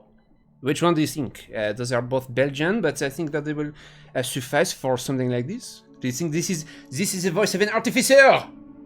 Artificer. Oh boy. Dahlia said, I think he should sound like a cross between Hagrid and Blackjack with a Yankee mechanic speaking pattern. Yeah, what do you think of something like this, huh? Is this kind of the territory you were thinking of? Christopher Stumblin. Jade, it's gonna haunt me forever. It's gonna haunt me forever, that one is. I knew it. Okay, so, now the sort of the wisdom I've heard on this one is to go for kind of a 50-50. which means 50% your basic color. This is the color that most stuff is going to be. It's going to, once I dry brush it, it's going to turn into more of a beige. 50% this, and then 50% a mix of these. Hopefully that makes sense for people, but I've got my funny little palette here. Mad Eye's voice. It's I, the Artificer. I really like this thing. I don't know what I'm gonna do with it yet. I don't know what I'm gonna like wire onto it, but this is gonna be my fun, like, you know, when the Artificer needs to like work on something mechanical, this is the thing that he pulls out. I don't I don't know what it's gonna be, but it's gonna be fun. Artificer, yar. Jem says the softer one, so James is thinking something like this. Hello, I'm here to fix your air conditioner. Dahlia thinks something big, something garrulous. What do you think? Am I on the right track so far? All right, you know what I should actually do? Instead of starting with that one, so I was going to start with the brownie and just do like half of them, but I should probably go with the other ones first and then fill in around that. That way it'll give me a chance to fix any mistakes that I make. Okay, I'm going to roll these sleeves up a little bit more because as much as this is an old trash shirt that I really don't mind getting paint on, I'd be okay not getting paint on this on this shirt.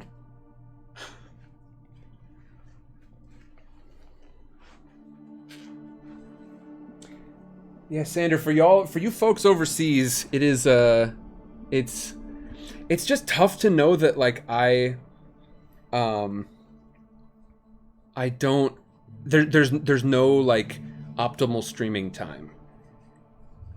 It wasn't something that I like consciously processed back when I started to like set my schedule pretty regularly and like to like keep people in mind as opposed to just like what my schedule was. When I started to keep other people's schedules in mind,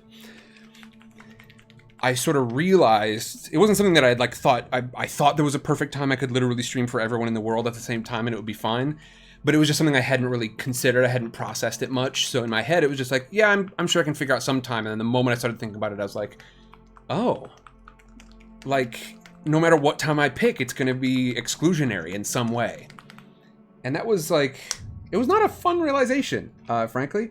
I would love as much as possible for this to be something that is just super available for everyone. But yeah, I realize some of y'all are going to be asleep for the stream later today, and that's, I don't know, it's sad.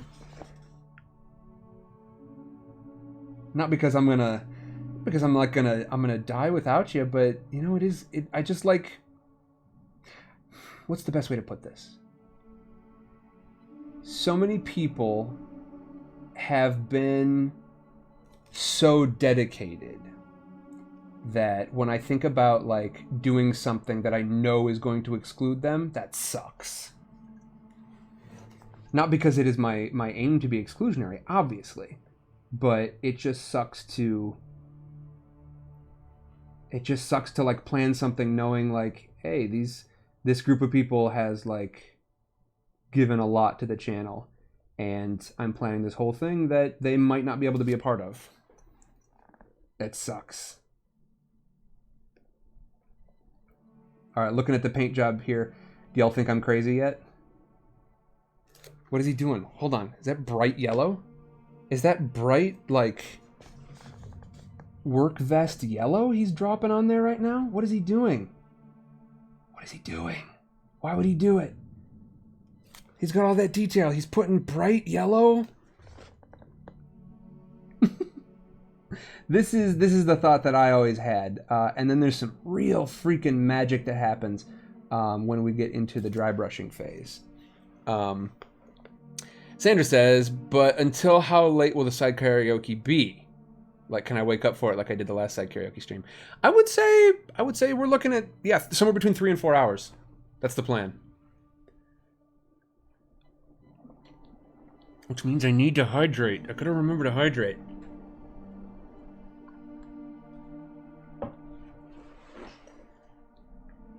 Alright. Let me see. Let me get back over in a proper channel.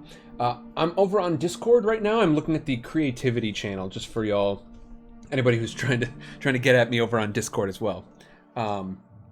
Let me see.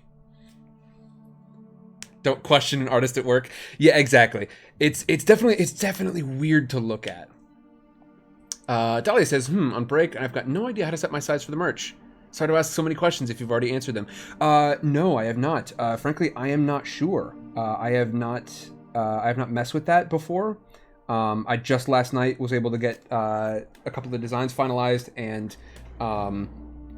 for instance, I didn't find out until pretty late in the process that like I can only do a certain number of like actual items, a certain value of items, a certain total value of items per tier, which makes sense because it's, again, you're not paying anything extra for it. It's just going to come to you, so it makes sense they would limit it like that. But yeah, as far as like how sizing works and everything, I am not sure yet. I will probably have to get back to you.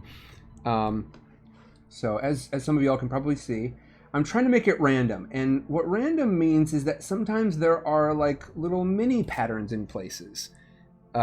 This is one of the things that is like toughest for me as a as someone doing anything visual. Y'all know me, and y'all know, many of you, I've got a big thing for symmetry.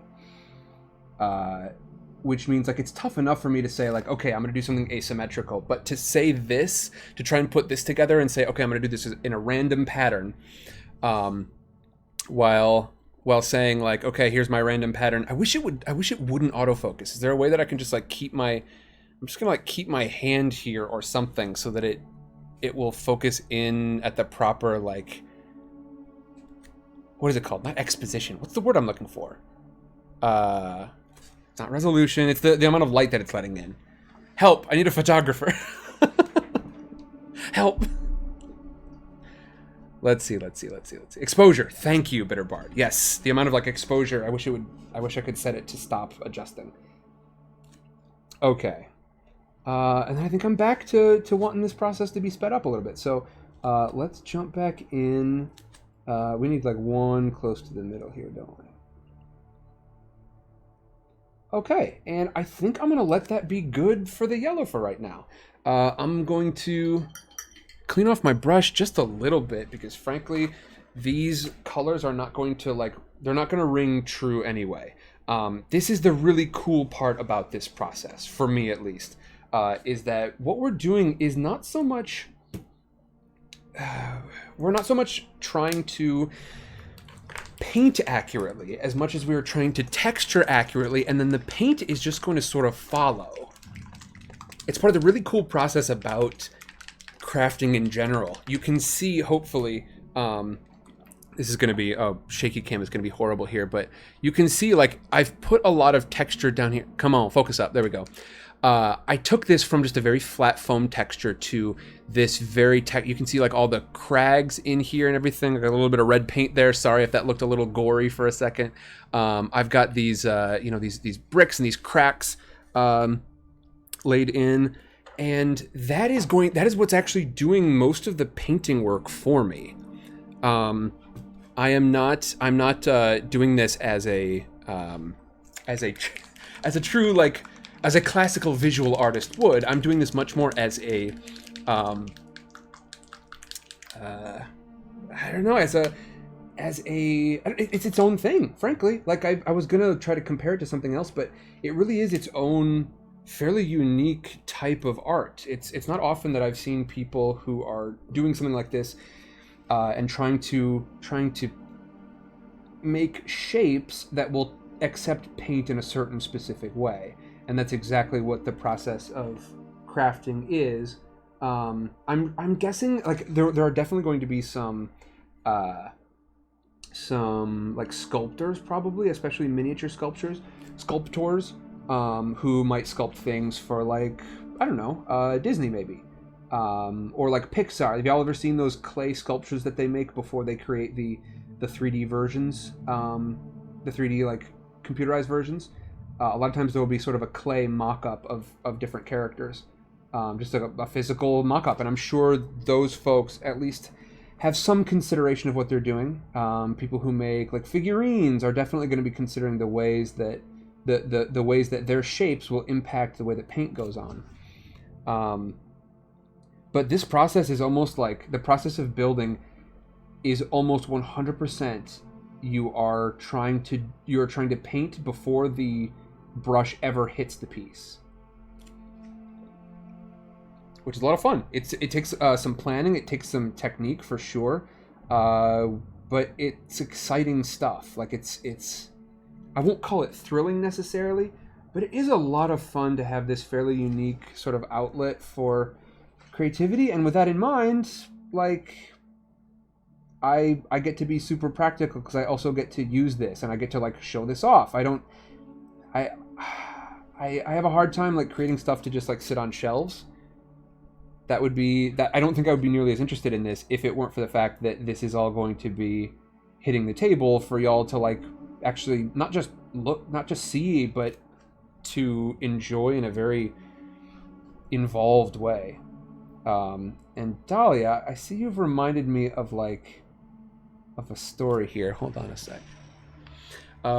Sanders says 4 to 5 hours. Did I say 4 to 5? I meant 3 to 4. But yeah, if we hit 5 hours, like if we hit 4 hours, I will probably be losing my voice by that time. Also, this is gonna look a lot like corn. I just realized this is gonna look a lot like corn. Let me see.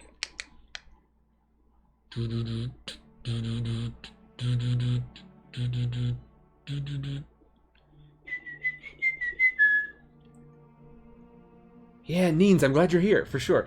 Dahlia says, oh, you wanted us to remind you about your story from college to the creation of Sidecar Stories. Yeah, I'm going to be honest with y'all, I think I will probably hit this story a couple of times, maybe even just during book fair, but I've kind of wanted to do like a... Y'all remember back when Draw My Life was fairly significant? Do y'all remember that? There were all sorts of YouTubers doing the whole Draw My Life thing. It's not something that I would necessarily like. I don't know if I would draw mine as much as I would just. I mean, I would definitely try to. I could do some stick figures. It'd be fine. But yeah, this seems like as appropriate a time as any to talk about that. So if y'all are wondering, like, how did Sidecar Stories become what it is, and why is Sam doing this? Because we've talked a lot in the past about like plans. We've talked about how we've talked about it with characters. We've talked about it with real people in chat. We've talked about just the way that sort of life kind of changes your plans, frankly. And I didn't know if it would be interesting, perhaps, to give a sense of like what caused Sidecar Stories to be what it is. So, assuming that is something that's interesting to y'all, Sander, have a good night. And Gems, you as well. I hope you have an excellent evening. Y'all get some good sleep. I'll see you later, and if not, then I will see you tomorrow. I hope you have a great night. Adios. And like I said, I'm sure I'll be going over the story again. And if not, all of these videos, these are going to be available on Patreon. But before that, I'm not going to take them down early from YouTube or from Twitch. These are going to be on Twitch for just as long as any other stream. It is as long as they will keep them. This will be continue to be available on Twitch for anyone who wants to catch a recap of these things. And then after that, I'm going to make it available for patrons. And it will be available until our next book fair. And then it'll be open to everybody. But the progression of Sidecar Stories. So, for those of you who don't know, before I wanted to be an artificer, let's rewind. Way back in the day, before I ever wanted to be an artificer. Hold on, let me make sure. Is my audio cool here? Have y'all been able to hear my voice okay? I think my like proximity to the mic has been all right and everything, but just let me know. I'll make an adjustment.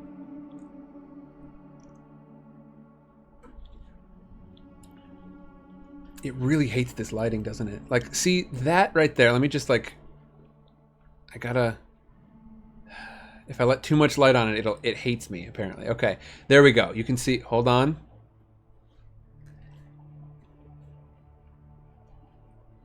I'm trying to get it to.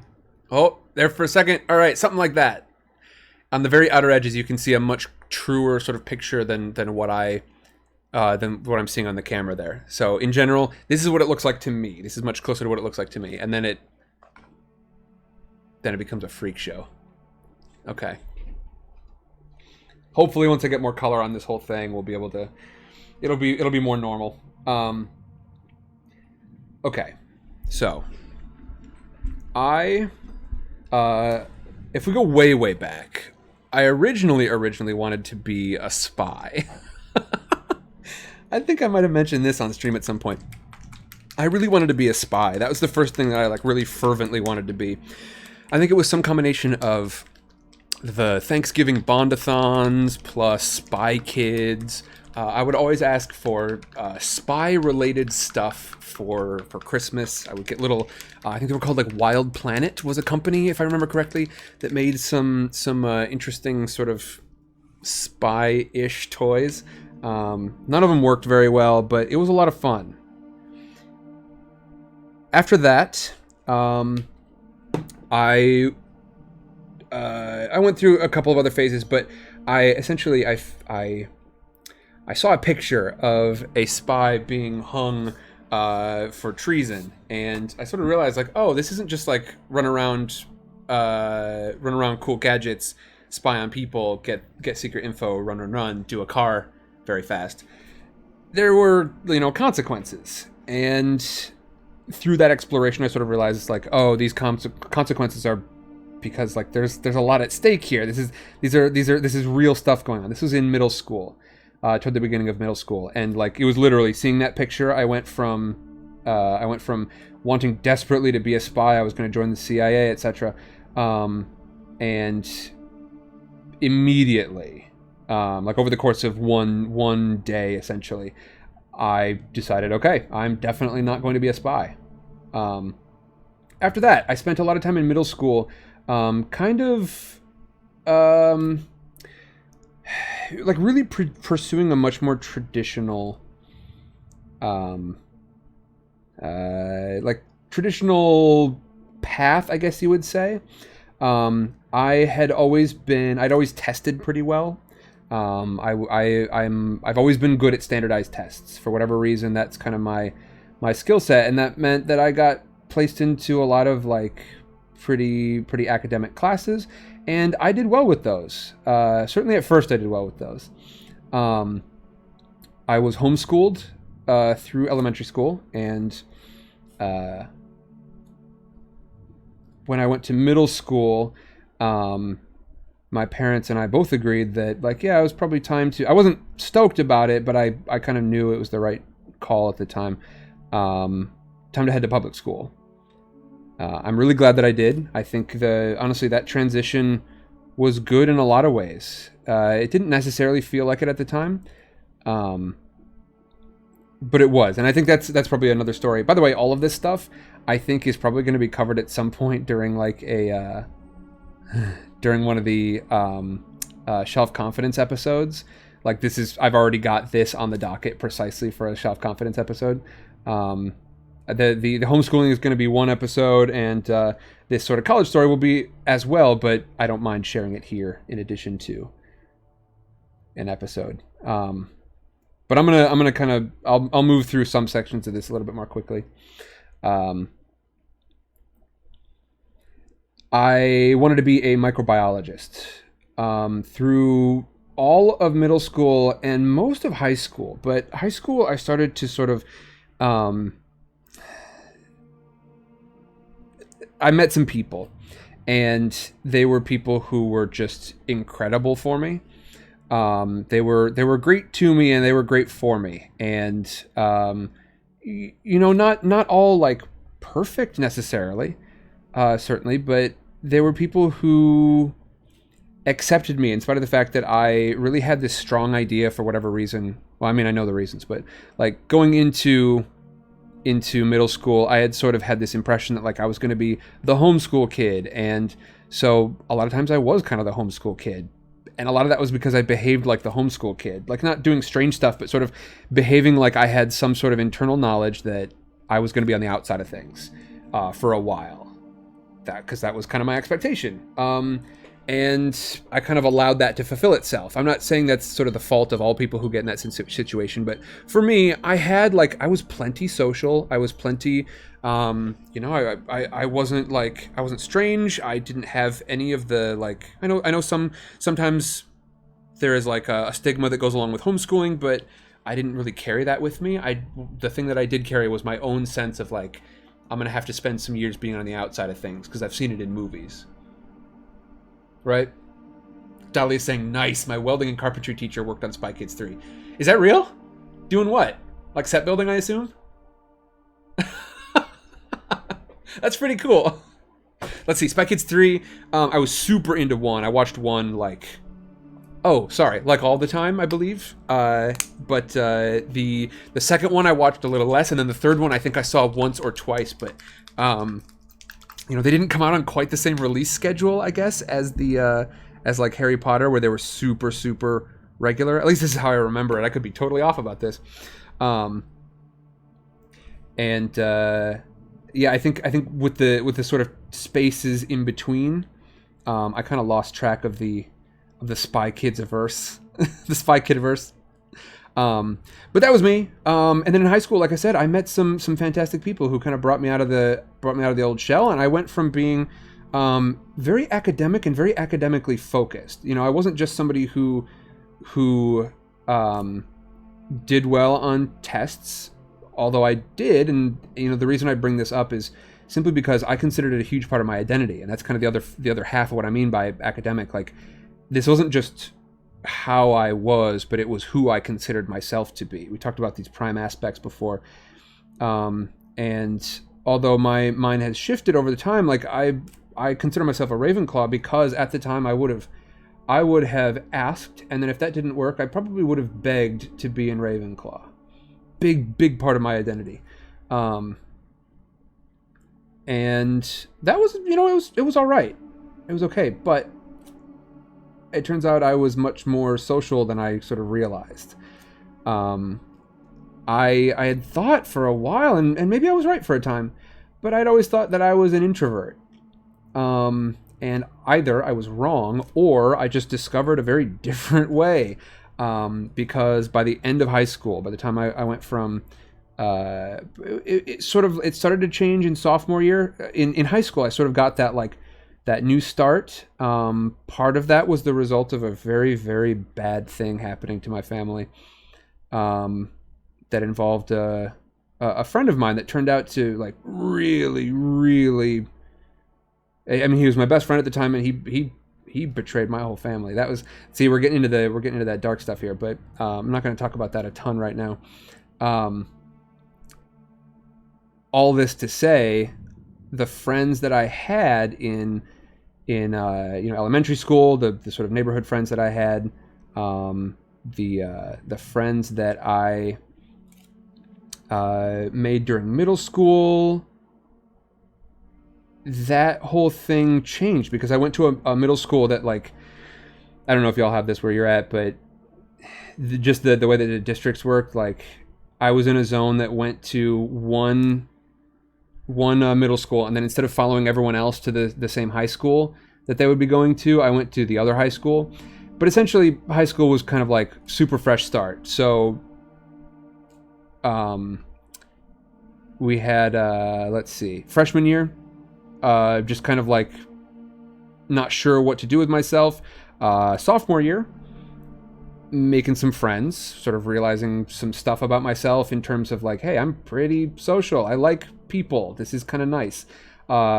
Junior year, I am just like, I spend as much time with them as I can, and I'm not gonna lie, this is when sort of the academics started to suffer a bit.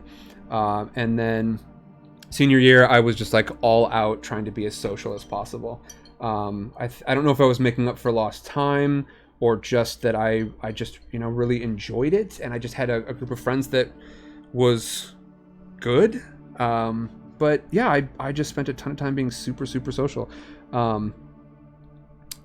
And by that time, I had kind of realized, like, that's when I had started to get into theater pretty heavily. And I realized I want to make things with people. I kind of realized, like, I don't care if I am on... I mean, I don't really love sports in any way, but whether it's on some sort of athletic team or as a somebody producing some kind of art like theater. I mean, theater is what I was big into at the time, but I knew even then, like, I could write, I could do whatever as long as it's with people. And so I was looking for something like that. And at the same time, I was very, very... I was very connected to my faith. I was a evangelical Christian, and evangelical Protestant Christian, pretty standard American stuff, and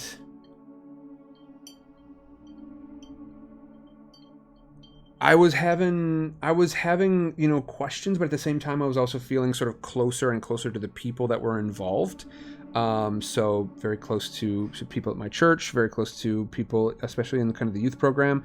I had been to Haiti twice on different, on a couple of medical missions. And so I was feeling both closer to my faith and also sort of not removed from it, but it's a bit like getting close to like a hot oven. It felt like, wherein I could feel myself stepping closer to it and wanting to be closer to it, and at the same time, just the heat that was coming off of it was really, it was a lot. It was a lot to take. I was getting that furnace blast. And by that I mean, I had questions that I felt like I needed to answer, and I felt like maybe the closer I got to it, the closer I would come to answering them, because I felt sure about parts of it. It wasn't all uncertainty. It was a lot of certainty wrapped up within that. But yeah, a lot like approaching a hot oven. And so as of senior year, at the start of the year, I wasn't quite sure what I was going to end up doing. I could sort of feel like the academics were slipping away from me a bit, and I didn't miss them. But I knew I was going to college, because that had always been the plan. Was for me to go to college. I'm definitely going to college. That is what I'm going to do with my life. So it almost didn't matter what I was going to do next, as much as I just knew, yeah, I'm definitely, obviously going to college, because that was always the plan. And so I decided at that time, I want to work with other people. I don't get stage fright. For whatever reason, I just don't have it in me. Some people say that they would rather die. Literally, they fear death less. They fear death less than public speaking. That ain't me. That ain't me at all. As some of y'all might be aware. Hello, stream. And I decided, like, okay, what's the intersection of these sort of abilities / talents / predilections, just in terms of like I said, public speaking, etc. And I landed on becoming a pastor. Like I said, really stepping close to that hot oven. I decided I was not going to step away from it. So in spite of the fact that it was like a really uncertain time for me, I was still feeling like, I'm moving straight toward it. I'm not looking away. I'm not deviating from the path at all. I'm going to approach. And so I went to college. I went to college at a Christian university. It had a seminary attached to it, and my plan was absolutely to... I went and talked to a couple of pastors and interviewed them about what their suggested career paths would be, and they mentioned communications, start with a communications degree or something similar to it, and then go to seminary. And seminary is essentially like, it's university for pastors. And so that's what I did.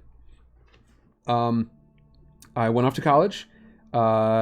got into the communications program, and this is when I was absolutely at my most depressed. I think it was something that I was dealing with in high school, but I didn't know I was dealing with it in high school.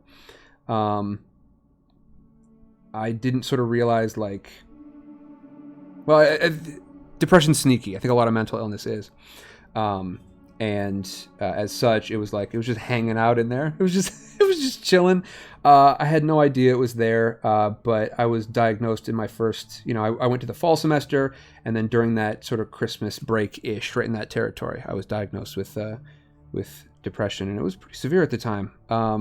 I think in that first semester of college, I got my GPA was terrible, which is really destructive for somebody who, for such a long time, considered academics to be, like I said, kind of their prime characteristic. Now, by this time, I'd already realized how social I was, but it didn't mean it was any less destructive to look at my academic state and say, okay, well, I guess this isn't me anymore, so what am I? I didn't mind the life. Like I said, I didn't mind the life of academia changing. I didn't mind behaving less academically, but to see the sort of metrics by which I had spent so much of my life measuring myself, seeing those kind of slip away. And honestly, it's not just slip away. It's not like they disappeared, because I was still getting graded, but when I looked at my grades, they were very bad. I was looking at my grades and thinking, like, I'm failing in places that I used to exceed. This is the thing that used to make me special, and now it's very clearly marking me as insufficient. This is not to say that I consider these things. I don't put the same amount of importance on these things anymore.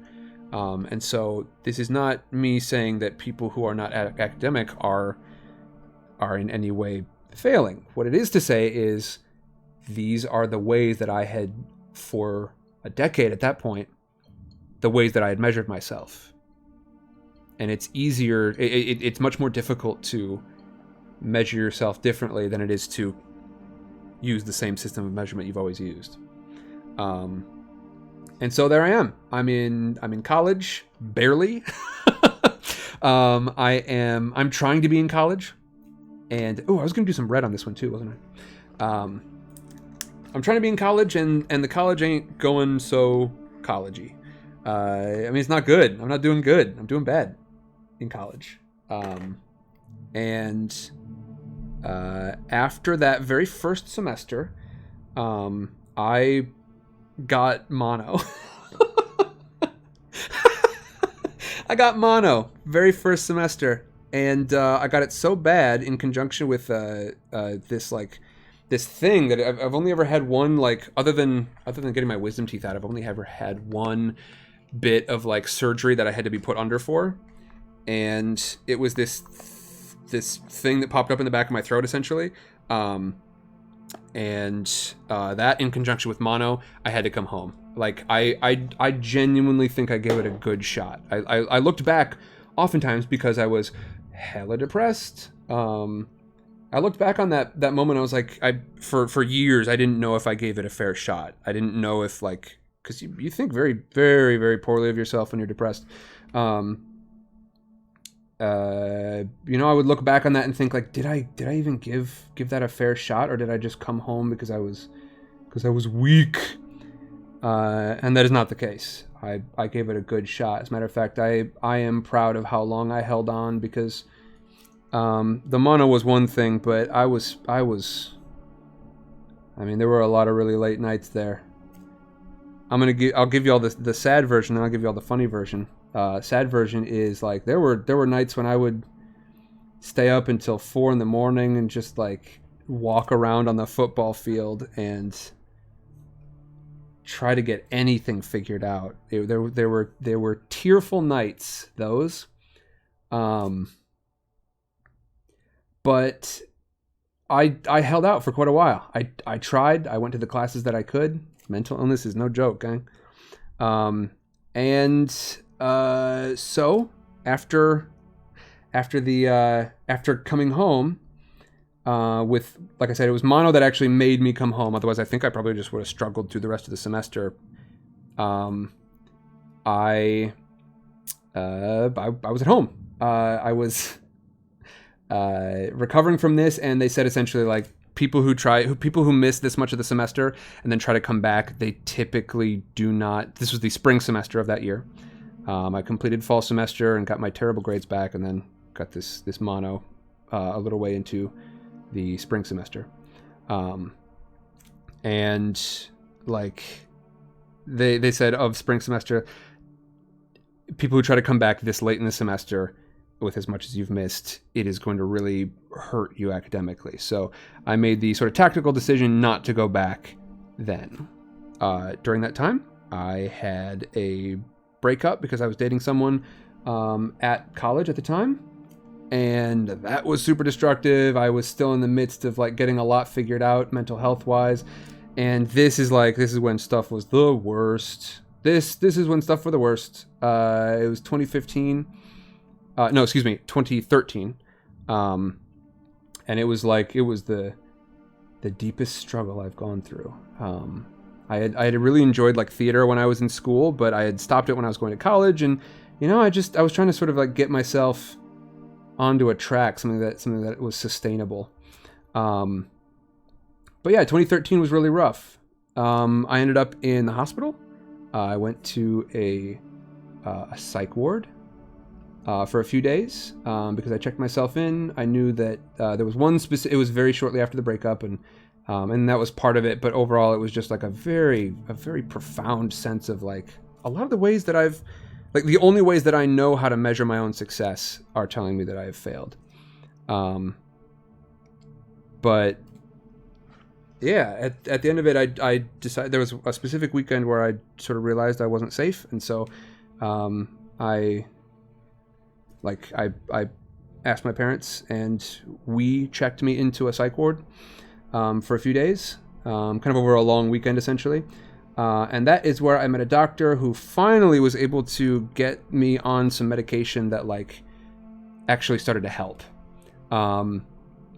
And that was like, I consider those 3 days in the psych ward to be some of like the most profoundly peaceful moments in my life. It not so much because they were inherently peaceful as much as just by comparison to the rest of that year and like the years leading up to it. Even like I just went from absolute like abject tumult to something's working.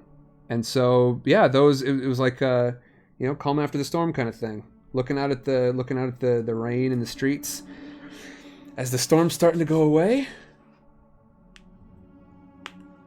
And it felt pretty calm. Now, that's not to say I've had like the easiest time of all since then. It's not been all easy since then, but that was the first time where it was like, okay, this is doable. I can manage with this.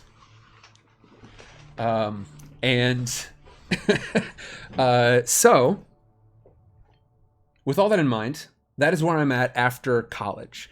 And I do mean after college. You heard me correctly. I went to one semester, and then the second semester I was forced to leave. Like I said, I gave it a good shot, but I was forced to leave. And by the time that summer was like underway, not even over, but by the time summer was like, by the middle of that summer, after that semester where I had to leave, I decided I am not going back.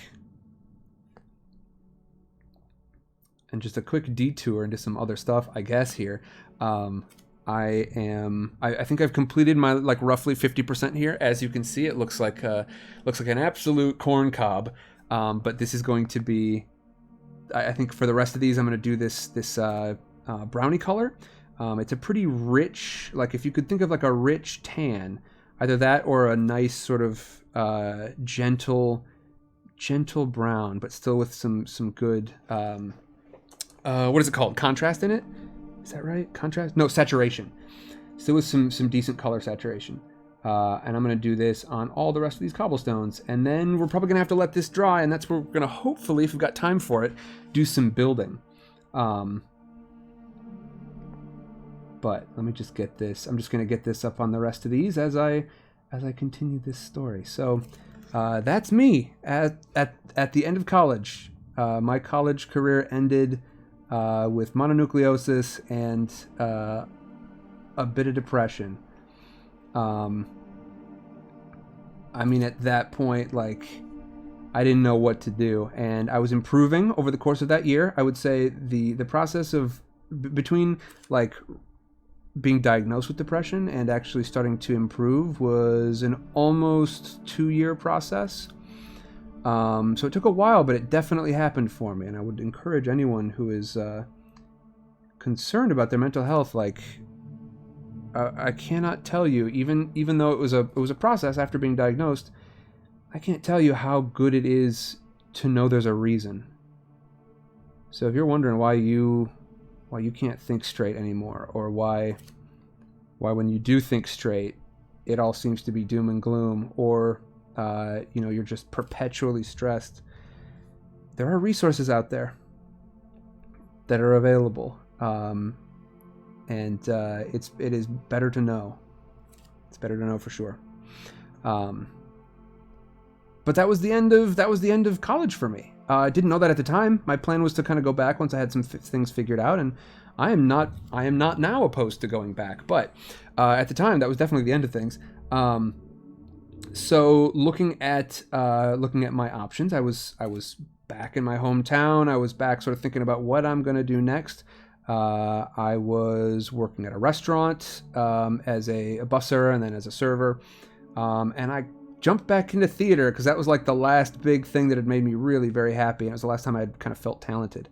It was the last time I felt like I had a skill set.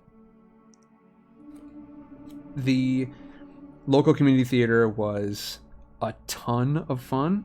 And over the course of a year, I just did as much of it as possible. A year, like almost 2, because like end of 2013, I was starting to feel a little bit better. 2014, I was starting to take a look at what I could actually be doing instead of just recovering. Like I was ready to pursue things again. I went and did some community theater, had a fantastic time with it. I started with, let's see, what was my very first one? I think I started with Oliver, if I remember correctly. And it was great because I am a certain type of person, which is to say, in a smaller Midwest town, the type of person that I am is rare, which is a guy, a man who has sort of a sizable stature, at coming in at 6'2", your boy. I was able to get some good parts because I had an okay. This is when I just started to develop my voice. I had an okay baritone and a lot of height, and that was basically what I brought to the table, and that was enough. So I got some like really good roles kind of off the bat. I got to be Bill Sykes in Oliver. I got to be Clayton in Tarzan, and of course, it definitely helped that I had already by this time spent a ton of time just like messing around with my voice. I still wouldn't consider, like I did not consider myself in any way a voice actor, but I just knew it was fun. I knew I could change my voice. I knew I could do things like this. And, it was a lot of fun to try and be something like Clayton, an enormous blowhard, and practice doing this sort of thing while also projecting my voice to the theater. Just a lot of fun. It was just a lot of fun to do, and so I did a lot of it. I spent a ton of time. I did plays. I did musicals. I really like musicals. And with all that in mind, I went ahead and decided, you know what? If I got to decide on something I'm going to do, I might as well do something big. Like I might as well go for it. And at that time, I was doing a lot of performing and some writing. And I decided, all right, I'm going to LA. I'm going to LA. Let's do it. Going to Hollywood, baby. And I think if I were to try to do it again, like a good career move probably would have been to have a gig lined up before I got out here. Try and as much as possible try to like have some project that I'm working on, because getting to LA, one of the big first things I realized out here was it is tough to find a project to work on. There are a lot of people with things in mind, but there are also a ton of qualifiers and things that are required for you to participate. I knew, of course, I was aware of the whole idea of like union acting, and I knew that I would have to be in the union before I was able to get into any big projects. But the idea of getting onto a small project in LA is kind of chaos, because it's like it's a place where there are so many different levels, and if anyone's considering performance, like, I would definitely say your absolute best bet is to try and create as much as possible before you ever get out here. If you want to come to LA, your ticket should be things that you made before you got here. That would be sort of my advice to anybody considering coming out. But yeah, I had a couple of projects that I was working on that were a lot of fun. We made a pilot of a TV show called All Claims that I think is probably safe to show you all. It's the sort of thing that we were anticipating at the time. We were going to sell it. We wanted to be kind of like The Office. It's not something that I was necessarily... Looking back on it, I don't know if I would call it like a super proud piece of work. I wanted to be like involved as a writer, because at the time I was sort of realizing like, hey, I can cut it as leading man in community theater stuff, but leading man in Hollywood is like, you got to have a look. You got to have a pretty specific look, and I don't mind that I don't have that, but I also recognize I don't have that. And so I was taking my writing a lot more seriously then. And I decided, like, I would love to be on here kind of as a writer. And it was a passion project for somebody who was trying to break into, he had done a lot of commercial work, a lot of work on commercials, and wanted to break into a more sort of creative venue. Absolutely. Fantastic idea. But as such, I think he really felt like it needed to be his project, and it needed to be his sort of handprint on it. And if there were other handprints on it, it might muddy the opportunities that it might forge for him, that kind of thing. I don't know exactly, but I was on there as an actor, and as much as I tried to sort of like participate in the writing process, there was kind of one guy who really wanted it to be his own thing. And so the thing I realized was, like, making things out here is tough. It's tough to make stuff out here. There are people who have like gotten big in kind of the YouTube space, and moved out to California and then moved back to where they came from, because it's hard to make stuff here. It's hard to get things off the ground. A lot of people want a lot of money, and I tell you what, a lot of people have earned a lot of money. A lot of people have learned that stature, I guess, would be an okay way to put it, if a little flowery. There are people who have worked really hard to get where they're at, and they deserve recompense for their time, but the issue is at a low level, you can't afford to give them that. So for something like cinematography, for things like cinematography was the big one, but sound, a lot of the very technical parts of production were just like impossible to try and put together. So as much as I tried, I have so many short films and mini series ideas, like web series ideas, that I wrote, and I would love to share those with y'all, I suppose, at some point, if that's something that would interest you. And over time, just realized, like, boy, it's tough to make anything with people, because everybody needs a lot of opportunities, and if something bigger comes along, even just slightly bigger, a lot of times they kind of have to take it. Sometimes they have to take it because it could mean something really big for their career, and sometimes they have to take it because if they don't, they can't pay rent this month. And so the prospect of relying on other people to make stuff was difficult. Like, it was tough to look around and know that anybody who I try to work with, while they may be talented, while they may be dedicated, while they may be very enthusiastic about a particular project, There are just so many things that could pull them away at any time, and often did. And it made some of the people that I had been collaborating with a little bit gun shy to even get started on anything, because we had some actors in there, we had some writers, and just the group at large. Like I was happy with what we were able to accomplish with All Claims. All Claims was the name of the that TV pilot. It was like a full half-hour like TV pilot, which in Hollywood actually means 24 minutes because you need space for commercials. I got choked up there about commercials. Did y'all hear that? No, I just needed to swallow and didn't. But I was while I wasn't proud of it creatively, I was proud of that we were able to accomplish it, and it was hard to recreate that because then the director / writer moved back to the UK. It just sort of like ducked out of the entertainment industry as a whole, as far as I could tell, which is very strange. But I don't know. People have stuff come up in their lives, and the overall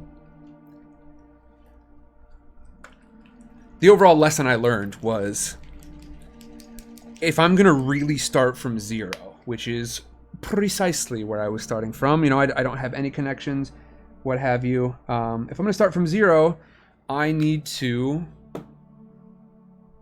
start with. If I'm gonna start from zero, I have to start with one. There we go. And there's the chapter, the title of my next chapter, or whatever dumb stuff. If you're going to start from zero, start with one. And by that, I mean, it was important that I tried to do something that I didn't need other people for.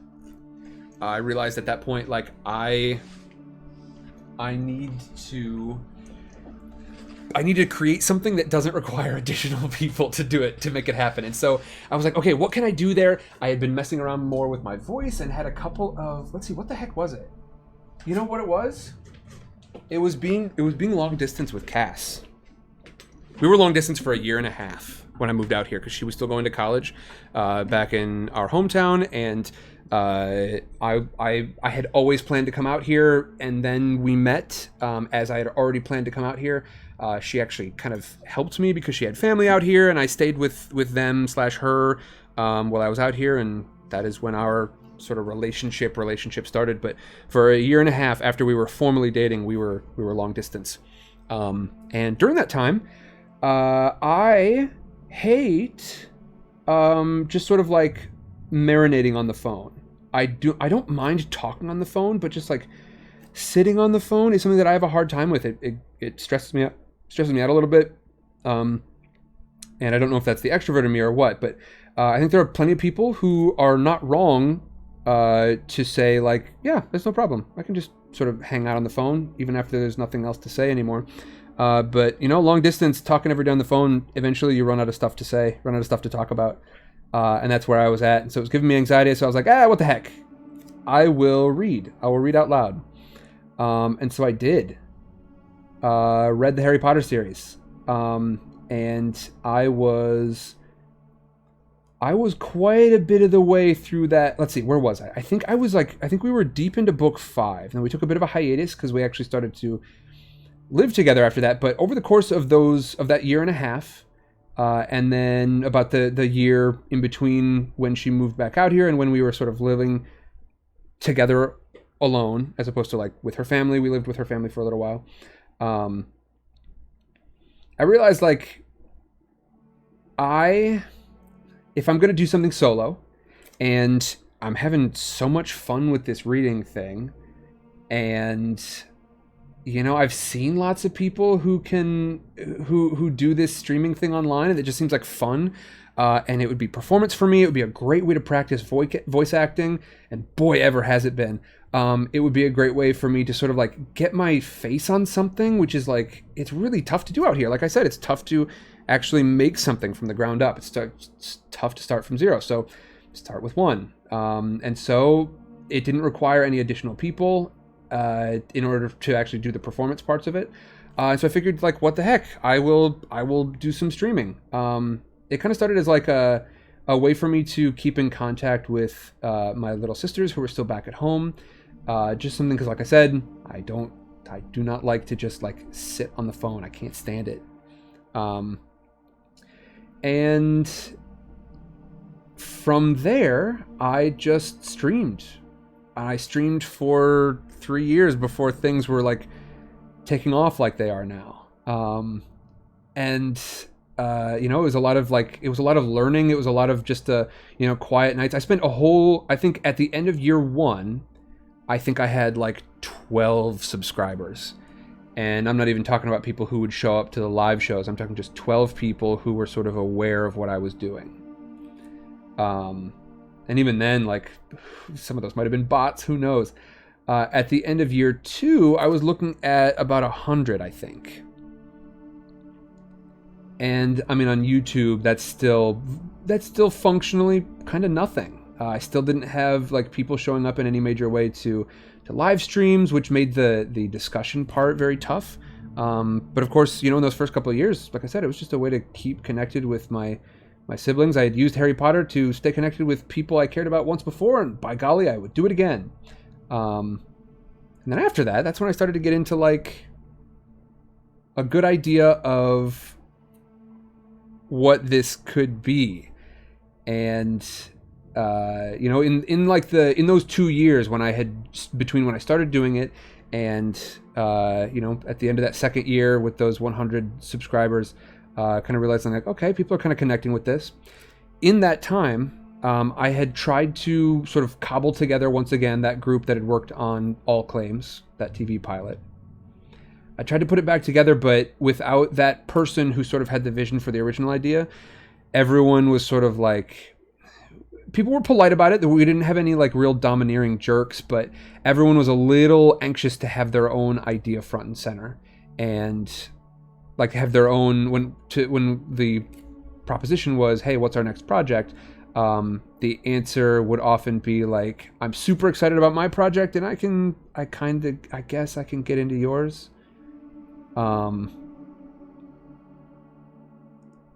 so, again, tough to make stuff. And so I had tried to get together with that group. Through that group, I had actually met someone with whom I was sort of informally making stuff. And frankly, this is some of the most exciting like Hollywood stuff I've done since I was out here. I did some writing for a producer from Venezuela. And he had done some really interesting 360-degree production, or I guess technically about 180. But essentially like panoramic camera setup. They hooked it up to a helicopter, and so you got this big sort of VR-esque view, like super, super wide.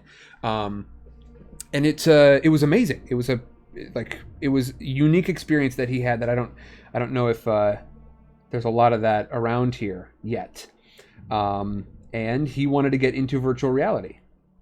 I don't know if any of y'all have like delved into VR at all, but I have, and I love it. And during that time, I spent a ton of time writing specifically to be produced in VR. So I wrote VR short films, and over the course of about 2 years, he went from being very, very involved in the VR world, very, very intentional about that, and he sort of switched up and went a little bit more traditional. Which meant that he was working with more traditional people. I had spent 2 years at that point writing a very non-traditional style, sort of, I would say with him, but for him might be a better way to put it, because I was the one actually sort of putting the pen on paper,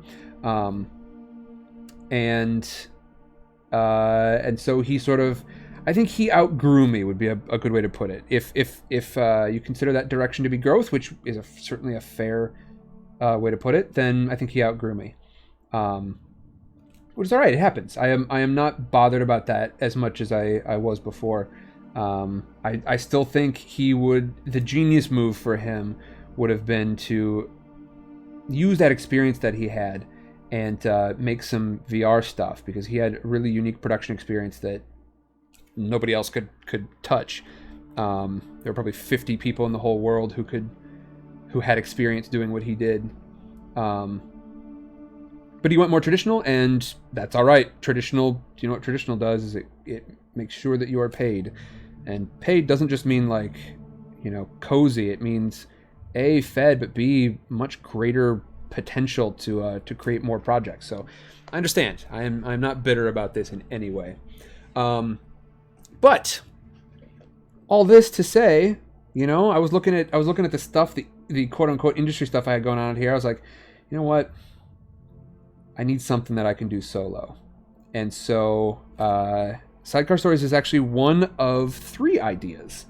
Believe it or not, it was one of 3 things that I started to pursue. The other one was writing.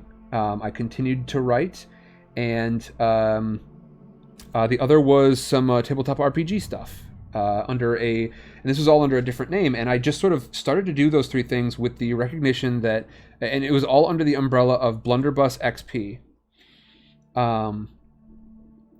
which some of y'all might know from like my, I think that's my official Discord handle underneath my nicknames and stuff. But yeah, I just sort of decided like, okay, I'm gonna make some things here that don't rely on other people to sort of get energy behind them.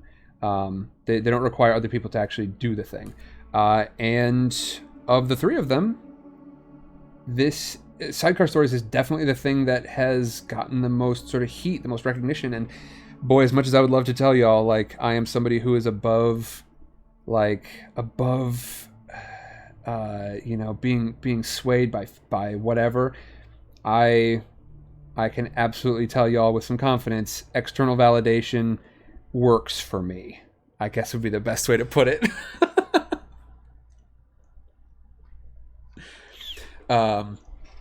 It works for me. So this being the thing that sort of got the most feedback, the most positivity, I have begun to work on that. And that is kind of the story of how I landed on Sidecar Stories. It was one of 3 things that I really decided to pursue over the past couple of years, and it was the thing that sort of was rewarded with the most positivity. And that positivity has been fuel for me to continue to do it. Now, with that said, I think that's basically the story of how I landed where I landed here. I think there are some very good questions on the table. Let's see, who do we got? Who was it? Safo. Safo, an excellent question. I am currently working on a big piece of tabletop terrain that is going to hold other pieces of tabletop terrain. We have been working for a long time. I'm going to explain this and then I'll give you a kind of a glamour shot of the thing. We've been working for a long time on the Realm of Rositas, and we have actually run a full campaign there. And as such, I felt like it would be appropriate to have, well, just to sort of like introduce one of my big tabletop related joys to our actual sessions. So what we've done in the past is to use a lot of just like regular old like imagery. I would just bring something up on the screen like as a backdrop, and that would give me a chance to sort of set the scene. But I really, really love to build tabletop terrain, and so I'm doing it. I'm doing the darn thing. What this is going to hold that tabletop terrain. So this is just a test piece, but I will use this to sort of represent like some of the potential that this sort of thing has. This whole thing is a big shield essentially, but it's a big round piece of terrain that is going to sit on top of a Lazy Susan. And I'm going to have a webcam set up something like this. But if we are to imagine a scene wherein, let's say maybe kind of a courtyard scene where there are a bunch of people milling around down in here, and then suddenly someone comes out on the stage and starts to harass the crowd, and then we get into a fight down here and all this sorts of stuff. And so this is sort of what is on the table. This big piece here is going to be stone on one side, and that is the side we're working on now. And then the other side, because I'm going to be using this thing tomorrow for our one-shot, the other side is a wood texture, and this is going to represent sort of interiors. We've got kind of the parquet in here, and then the external. I got red paint on my fingers, so nobody get freaked out about my 2 terrible nail beds. But I'll give you sort of the wider out view of this thing. Plenty of space for minis to roam around. It is going to be a lot of fun, and this is the stone side, and I decided to just go black with a dry brush on the outside, and then the inside, which is taking a considerable amount of time. This is going to be a kind of a cobblestone sort of effect, yeah, I appreciate it. Appreciate it, Safo.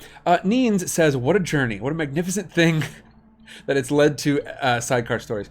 Yeah, I think the overall the path has been interesting. It's been really interesting for me, frankly, to look back on how I went from being so very, very academically focused to being really just very much not that. You know what I mean? There are times when I look at what I'm doing now, and I think... Okay, so I'm going to be very honest with you all right? I think if I were to go back in time and tell my middle school self about what I'm doing now, I think he'd be embarrassed. I think he would find this embarrassing. I don't think he would see the value in it for me or for anyone else. And I think he'd be pretty disappointed. Which is really like, again, I'm telling you, I'm being very honest here. I think he would be disappointed. And I think that is just like, that is how much I have changed. Because I have done some things with sidecar stories that I'm really proud of. Stuff that I don't think I would have mentally been able to process why I would be proud of them back when I was much younger. So no, at the end of the day, like I feel really good about sidecar stories. It is one of the things that has brought me the most joy, the most fulfillment. It is something that has like, it's filled up my time in a really positive way, because sometimes time, drags on in California when you're between projects, when you're between other things to sort of give that sense of professional fulfillment, etc. Like you can go a while. You can go a while without any real sense of like, I'm doing something good, or I'm doing something cool, or I'm doing something professionally fulfilling. You can spend some time in between those things where you're not getting any of that fulfillment. But this has brought me a ton of that, to the point where like it's so fulfilling. I could well see doing just more and more of this into the future. It went from being very much a side project to like right now I work and I do this, and that is a balance I'm comfortable with. Y'all let me kind of pursue a lot of the stuff that I would like if I didn't have a camera rolling. This is what I would be doing. This right here is what I would be doing. I'd be doing exactly this. And I'd be reading, and I would be, working on voice acting. I might not be... Y'all have really helped me to be disciplined about it. It helps me much more to be disciplined when I know people are, like, expecting me. So the fact that y'all are sort of expecting me to be here for streams has really helped me a ton to, like, sit down every single week and for multiple hours practice voice acting. Practice just... the different voices, but also performance and, delivery and my pace and everything. It's been incredible. And I really want to catch up with chat here because I feel like I've done y'all a disservice up to this point. Safo says, I love it. I've always loved making terrain when I was playing Warhammer. Never really got to use it, sadly. That is sad. You gotta boot up a grimdark kind of tabletop campaign. It gives you a chance to use like a lot of really diverse terrain. And straight up, if you need resources to try and make that happen, you get at me and I will help you do that, because if I can draw any more people into running campaigns, I will do so. Even though, Safo, I'm pretty sure you showed up here at first on one of these sort of tabletop related streams, so I'm guessing you are already well into the tabletop world.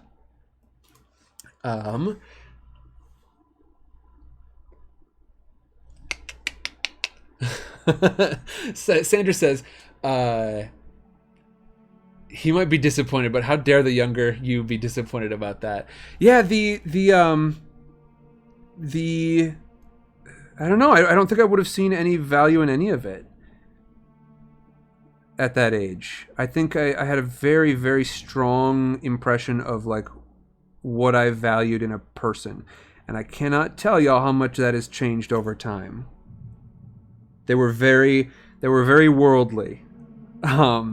Those things, and which is funny because it all sort of stems from a tradition that really, in theory, claims not to be very worldly, but they were very like very wealth based. Like I can't tell you how much time I spent of my life really considering money to be the thing that defined my success. And I'm just glad I got out of that one in time. I'm very thankful for that. But yeah, no, I am proud of this in a way that I don't think a younger me would even be able to comprehend. Dahlia says, my middle school self knew what was up, but didn't have a way to reach my goals.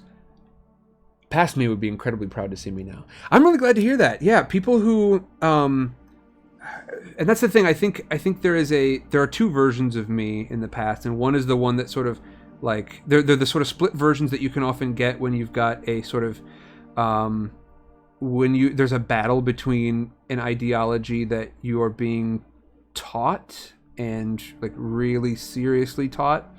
There's a battle that can happen between that and just I think the natural sense of ethics, morality, values. Maybe values is a better way to say it. The natural values that exist in people. And I think that part of me that was being taught a lot of things would not have understood this whatsoever. And that was kind of the part that was in charge. That was the part that was getting to drive. But I think there's a part of me that would, that would ask, like, okay, I don't really get what you're doing with your life, but are you happy?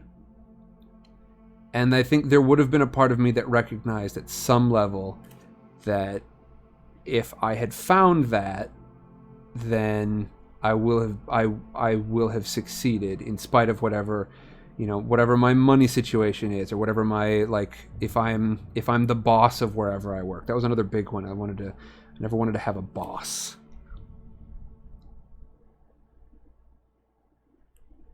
But I'm really glad to hear that she would be proud of you, Dahlia. And I think she should be. You've accomplished a lot. You've accomplished some impressive stuff. And you are doing more now, even. Tanisha says, I think most people in middle school have a more traditional view of what a career looks like. Office-based, etc. But there's so many different things people can do. Yeah, definitely. And I think part of it was some timing. I think in that era as well, it was kind of the, like, it was the big, like, tell your kids to go to college era. Which I don't think is necessarily over, but I do think people have sort of recognized, like, okay, this is not the path to all career opportunities, and B, this is not the only path to career opportunities that can be incredibly fulfilling. Now, I do think it is one of the only paths you can take to sort of participate in a lot of the current capitalism we've got going on here in the U.S. and elsewhere. We can talk about that perhaps at a different time, but I think that is going to be very temporary. I think that is the sort of thing where people have sort of started to realize, like, hey, we're not going to do this for much longer, so you fix it or we'll fix it.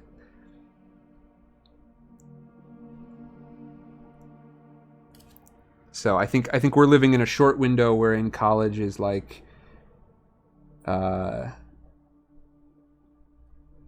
is seen as like the only way into certain things, and I think we are going to be coming out of that.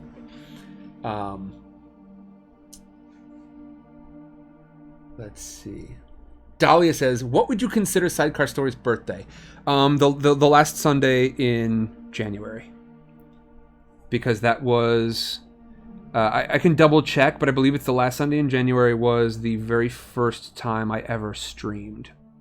I spent a lot of time laboring over the name, actually. I spent a lot of time, like, I planned for Sidecar Stories quite a bit. It might be the sort of thing that doesn't necessarily register on camera all the time, or, like, certainly not in my earlier videos.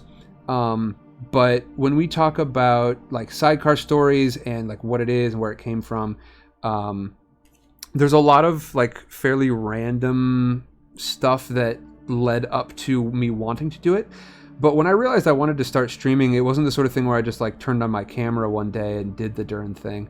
I spent a lot of time, like I was very familiar with, I guess you'd call it content production, as much as I don't care for that term content. Like it is the thing that best describes kind of what I do. Because I'm not making films, I'm not making music, etc. I'm making things that people want to watch that aren't necessarily like narrative. But once I knew I wanted to do that, I was pretty intentional about it. So I spent a lot of time, for instance, brainstorming the name. I knew I wanted a name that would not be like tied to any one pursuit. As much as I hate Amazon, the company, I knew I needed a name like Amazon in just as much as it would allow me to pursue a lot of different things without a name change, you know? So I didn't want, for instance, anything that like stated specifically that this is like a read aloud channel. I didn't want like read aloud with Sam or anything like that. I wanted something that was going to be easy to search. Basically, I had been following a company called Rooster Teeth for a long time, and I just sort of recognized like, okay, there's a certain amount of intentionality that should go into like trying to make it, doing this, trying to build something like this. And so, in spite of the fact that it was like a chance for me to spend time with my sisters and to practice voice acting, like I recognized like I shouldn't set myself up to fail. I'm not necessarily setting myself up to do anything with this permanently, but I shouldn't set myself up to fail. Which is why the channel isn't called like Samuel. Samuel does reads. Samuel does reading. All right. Let's see. Yeah, Rooster Teeth indeed. Hold on, I'm going to back up a little ways here, but you've been playing pen and paper for, let's see, more than half of my life, but I might take you up on that offer. All right, tally-ho. Dahlia said survival was the only goal back then. Now it's thriving afterwards. Excellent. Excellent, Dahlia. Neen says, yes, absolutely, college is exclusionary for so many folks. Yeah, and it's, you know, it is a way to be exclusionary even in the future. But like I said, I think we're in a temporary period of sort of letting that fly. I think we're nearing the end of it. And I think the end of it would be good. I think it would be good to recognize the value of non-college, trades especially. I think weirdly, like certain folks who are very pro trades are also very like pro status quo when it comes to how we currently sort of view trades versus college versus what have you. I think a status quo adjustment would be excellent for lots of folks.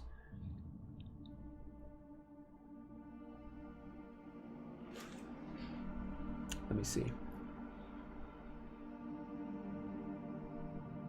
But yeah, Dolly says, since the YouTube is gone, it's hard for us to tell directly when that was. Yeah, and I think it was something like, the 28th, I want to say.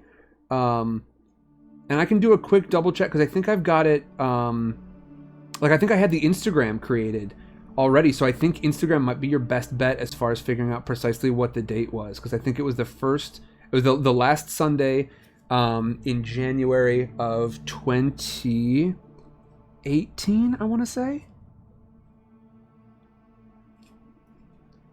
I want to say it was the last. See, the more I say it out loud, the more I think it might have been February, and that's going to be disappointing if I'm wrong about that. All right, and with that, folks, we officially have our first base coat on this sucker. That's pretty exciting. Finally. I did upload my campaign there, Seifo. I am going to be re-uploading that one. I think probably both as a podcast and potentially on YouTube. Right now I've sort of moved my operation and I'm in the process of kind of getting things ironed out there. But yeah, the plan is most definitely to have those available again. It was our first campaign in Rositas Towers, and we are going to be coming back to Rositas for another campaign, and that's part of what we're building this for. That's why we're doing some of this. So I think... let me go ahead and dry brush this, and then I think we're gonna put this aside for the day. I'm gonna get this section dry brushed here. This has to be fully dry. This needs time to fully dry before we can actually dry brush it. This side here, this larger black portion can be dry brushed, and I think that is the thing that's gonna really make this thing pop for y'all. So, Grimalkin says, just joining in, what is this masterpiece you have painted? Well, this is called, I'm calling this the Stonewood Shield for the moment. I'm gonna have a lot of shields, but I am the artificer today, and I think I probably got to go with this for our future crafting streams as well, don't I? It's just too good to look at. But this is this is going to be a big stage. It's a stage essentially for adventures. As you can see, got a little miniature here. I wish it would focus, and I think that it will once I've got some gray on this thing because it's pretty shiny right now. And this miniature is going to. Oh, you know what I can do? You know what? Here's what I'll do. I'll tell you what. I'm going to bring it down, and once I'm done with this, I want y'all to remind me. I want y'all to remind me to open up the box. Which, by the way, Jade Dragon, I am using the box that you sent over. I told you I love boxes. I'm using that for some of my other tabletop terrain pieces. So I'm going to pull that out once we're done here, but you will be able to see how it looks, and I can show you the other side right now. This one is mostly completed. I might go back and hit this one. It's a little brighter in person than it is on the camera here. The camera is sort of desaturating a little bit. I might go back over this with another dry brush, just to sort of bring some of the color back to it, because it faded out a little bit with the washes. But this is the wood side, and then there's going to be, you know, I can set up taverns here with little tables and chairs and walls and such. I'm going to be using this for our one shot. This is going to be the deck of the Titanic, and I have got some really cool terrain pieces for that. So come back tomorrow at noon Pacific time for our murder mystery one shot aboard the Titanic. I'll see you for that. I gotta drink one more. But this is the stone side. Got a wood side and a stone side. As you can see, this is super brightly colored. It's going to continue to look weird until I get a dry brush on there, but I can't do that. I probably won't be able to do that today at all. So, instead, let's dry brush. So for this, you want a pretty big brush. I think I made the mistake of using a pretty small brush for my last dry brushing when I did it on the other side, for the wood side. But this side, this is the magic part right here, okay? So for anyone who's watching, like, when you are building terrain, for instance, oh, let me show you this to you. When you're building terrain, this is a sci-fi piece that I built. I've built quite a bit of sci-fi stuff over time, and frankly, some of the stuff that I've made for sci-fi games is some of the stuff I'm most proud of. This is like this is only my second foray into fantasy style terrain, but this is a big sci-fi crane that I built. So if we were talking a little bit about Warhammer before. This is some old bottle caps, some pieces of, actually, let me just, what's the best way to do this? You know what the best way to do this is? I'll tell you exactly what it is. It's to move this for a moment.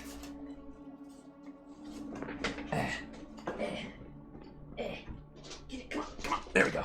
Okay, perfect. Why have it if you're not going to use it? Okay, so glamour shots here. This is a crane built from some bits and pieces, essentially. As you can see, there are like little these are called greeblies. This is something that's used in the model making industry to describe just like bits of stuff that you glue onto things. I took apart a Nerf gun. It was a big like Nerf crossbow, essentially. And you know, pieces of like a spout from a bottle. This is like some packaging Up here, this is like just packaging that I'm going to be painting. And the thing that really makes this pop, when this goes from like looking like, frankly, a big pile of goofball like it does now, the moment that this changes is when you get the base coat on it. But when you're working in flat textures, the moment that it really pops is when you do the dry brushing. And that is what I'm going to do now. So, big flat board here, right? But as you can see, if you can catch the light properly, you can see that instead of just being flat, I very intentionally put some texture down here on this piece. Where's the best spot? Where's the best vantage point? It really does not like how much light I'm throwing at it, does it? It's really mad about that. So maybe I can just tilt it here.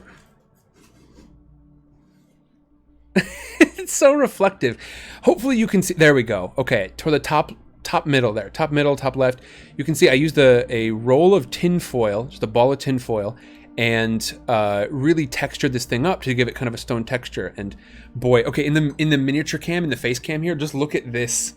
Look at the, like, it looks really beautiful with that reflective coat right there. I'm gonna have to use that for something else. I don't know what, but I'll have to take advantage of that with like some armor or something, some cool armor. But let's get some dry brushing on this sucker, don't you think? So, what does that mean? I am going to get myself a little bit of paint. I'm using just a hazy gray here. Oh, wait a second. Do I have a dark gray that I could start with, maybe? I think Cass... I think we had a dark gray at one point. What did I use on this guy? No, I think my favorite is just... Yeah, I think my favorite is no dark. Okay, so we're going to go straight onto this. So what we need is a big piece of cardboard. Cardboard is great because it really slurps up paint, which means that when I am trying to get paint off of my brush, which is a super important part of this process, get paint off the brush, this is going to be the way to do that. Safo, if you're wondering what the schedule for the streams is going to be, I've got the order of the streams. I'm going to be replacing that picture in some of my social media, but you can check on Instagram, Twitter, or use the BF command, short for book fair, and that will sort of give you an idea of when we are doing certain things. Today we are doing 2 streams. We have got, well, we're doing 2 streams every day, but today and tomorrow are both going to be noon Pacific time and 5 p.m. Pacific time. So those are your numbers. All right. Now, as you can see, I got some paint on my brush here, and there's a little bit of silver paint left over on this guy. So let me beauty guru this. A little bit of silver paint that makes it a little tough to tell. But now I'm going to take this thing and I'm going to brush this off until it stops making, like, check this out. See? No paint on there, essentially. Let me put it on some brown so it's a little easier to see. Right? It looks like there's no paint on there. And now we begin. What do we think right here? And you don't want to be super consistent in your brush strokes here. With the wood grain, you definitely want a consistent brush stroke, but for this one, you want it to be kind of random. And you're going over this pretty lightly. And you're going to have to load up your brush fairly frequently.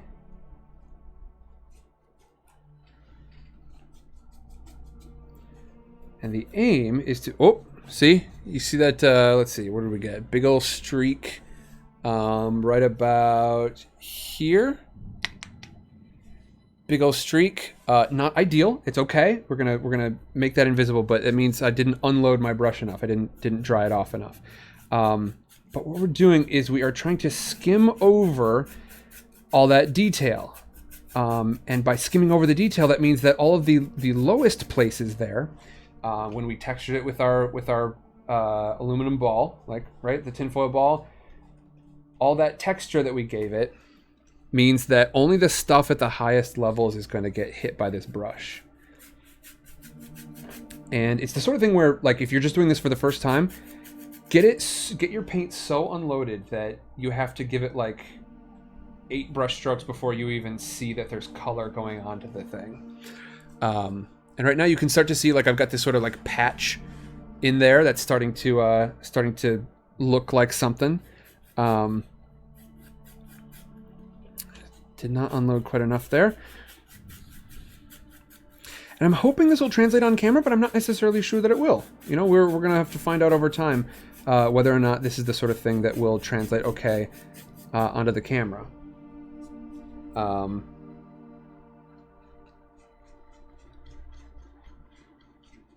But this is one of the last steps of the process, and a lot of folks are going to come in and do a wash after this.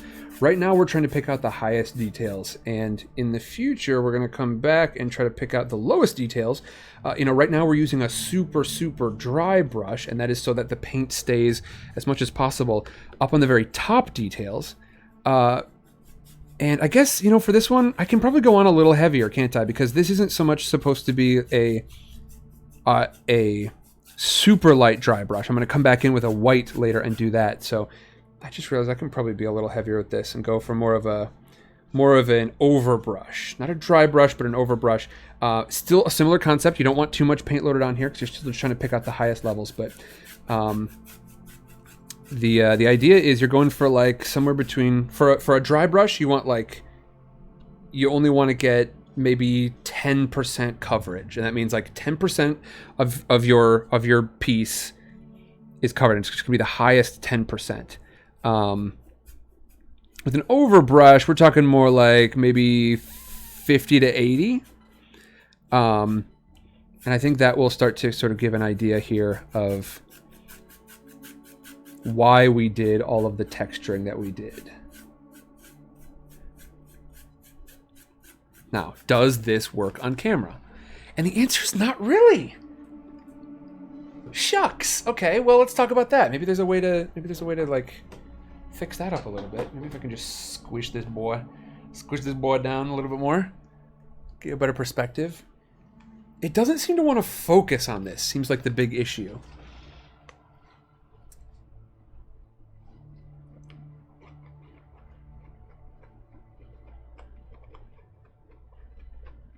Dahlia says, are you going to go over the painted work with a watercolor wash to deepen the contrast again in the spots?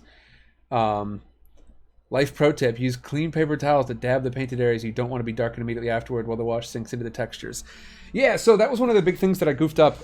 That's one of the things that I wrote up in my post about working on the other side of this thing. Was that I went a little heavy with the washes. Actually, that's not true. I went in just a fine amount with the washes. The issue was, it's so bright. It's so bright. Why is it that way? You know what I'm going to do? I'm going to turn off this ceiling fan light. I'm going to turn off the big light in my room. Oh, now, okay, there we go. All right, so turns out the answer is I need less light, which is virtually never the right answer. Let me see what happens if I do this, if this like makes it bad again. This is where we're gonna get some very moody lighting, but how does that look? I think that still looks pretty good. Okay, so there we go. Now you get a much better idea of what we're working on here. Okay, excellent. So, as you can see, with that black base coating, and then this sort of overbrushing, we're taking a lot of those details and just sort of bringing them out to front. Yeah, this is going to be this is focusing on the upper end of things. And then later, when we have a chance to, and I can be pretty sloppy here because the color I'm using to overbrush on this is just this color here, so I don't have to worry too much if I overlap. We're going to come back in later and reinforce some of these lower details, like Dahlia said, with a wash. And that wash is it's a mix of essentially 10 parts paint. Nope. 10 parts water to 1 part paint. And then like a couple of drops of Windex. Now what Windex does is it breaks the surface tension water, which means that instead of getting like big sort of recognizable like puddles of stuff, you will, or like not even puddles, it will settle down a bit. Instead of looking like raised droplets, the water will settle down into the details much better. There we go. Okay, I'm glad it's finally like looking like something here. Let me get a mini on the board just so that y'all can sort of see like with some perspective what it's starting to look like. This is cool. I'm glad I'm doing this on stream. Neens, have a good one. I'll see you later. Dolly says washes are also known as antiquing. Safo says, where does the red/orange in that crevice come from? Well, Safo, it comes from sloppiness. Straight up, I accidentally dropped some. I dropped some paint onto the board here. I wish I hadn't done it. I do feel ashamed of my actions. But look, that's where we're at. That's what I've done. That's what I've done. I made a mistake.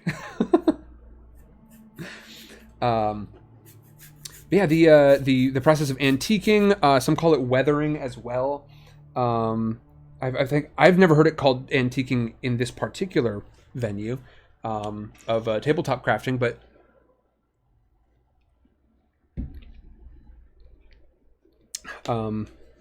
there is sort of a, much in the same way that like wargaming is the grandfather of tabletop RPGs, so too train modeling is kind of the grandfather of tabletop terrain building.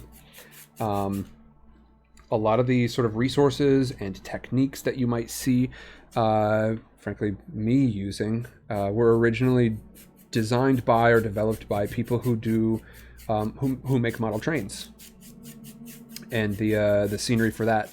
If you're looking for sort of like, okay, well, first of all, I will say, if you're looking for a way to get into this, don't go with like the super fancy stuff. But if you're into this already and you want to like step up your game, look up the word scenics. It will take you to a couple of them are like specific brand names, but like scenics is sort of like one of the overall terms that are used to describe like what I'm doing here. And although my intent is to use it for tabletop RPGs rather than model trains, like I said, a lot of the techniques come from similar places. And the one thing that this light does not do me any favors for is that it doesn't let me. Let's see. How does that look if I've got it over there? Does that make it wonky again? It makes it a little wonky, right? This is me I'm moving the blimp around. That's the best one right there. Okay. It just gives me a little reflection on my end. But I really enjoy doing this. This is a lot of fun. Let's see. Dahlia says, washes are a tertiary finishing step, not to be confused with the base color you've already done. Indeed, yes, and that sort of gets finished off. That is, I think for a lot of people, that's kind of a finishing process. I will admit, I have never put on a wash and then felt like I didn't want to do another dry brush after that. So it's possible that my style is just, it's the sort of thing. Washes are great because you can take a lot of stuff, because even once I got a dry brush on this, it's going to tie sort of this together, but the whole thing is going to feel still like pretty vibrant and kind of like maybe a little young, I guess, like just like as its age in the world, one might say. I think I need a better camera setup on this side. What if I'm not going to move the camera to the other side. No, I'll just reach a little bit. That'll be fine. But yeah, washes are sort of the thing that makes stuff look old. It makes it look, like I said, I've heard it called weathering. Antiquing would be another great name for it, because that's kind of what it is. It is to make stuff look aged. It's to make stuff look like it has lived a life in the world somehow. And I find that generally I don't love the end effect if I end on a wash. Although, and Dahlia, I don't know sort of what your major pursuits in this realm have been, but most of the folks in the tabletop RPG sort of sector will say that the wash is the last step, the last artistic step. After that, you definitely want to like seal the thing up so that it doesn't reactivate any of the paint. You put a layer on it of like Mod Podge or something like that, so that it won't, your paint won't reactivate at some point. And by that, it just means it won't get wet again and turn liquid and start to smudge and stuff. But most folks in the tabletop RPG world would say that a wash is pretty much the last step. And I think I like wash. I think I like highlight and then wash and then maybe highlight again.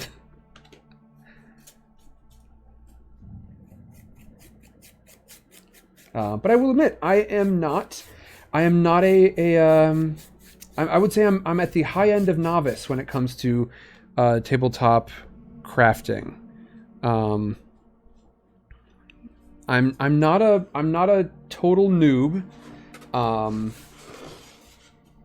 So like I've done some of this before, but I definitely will say like I have not done so much that I consider myself to be like much of an expert here. I have absorbed a lot of info on it, and I have a lot of fun with it. But if you are looking for genuine instruction in this, in doing stuff like precisely like I'm doing here, this sort of format is called Ultimate Dungeon Terrain, and there is, if you look for Professor Dungeon Master, I believe, he's the one who sort of got this style of piece started. But as far as the techniques that I use, I have learned just about everything from Wylock's Armory, and then a few others. Nerdforge is incredible. She/they, I think it's they, but she's the one who's on camera the most, doing a lot of the stuff that I do here. Shkira Bagheera, by the way.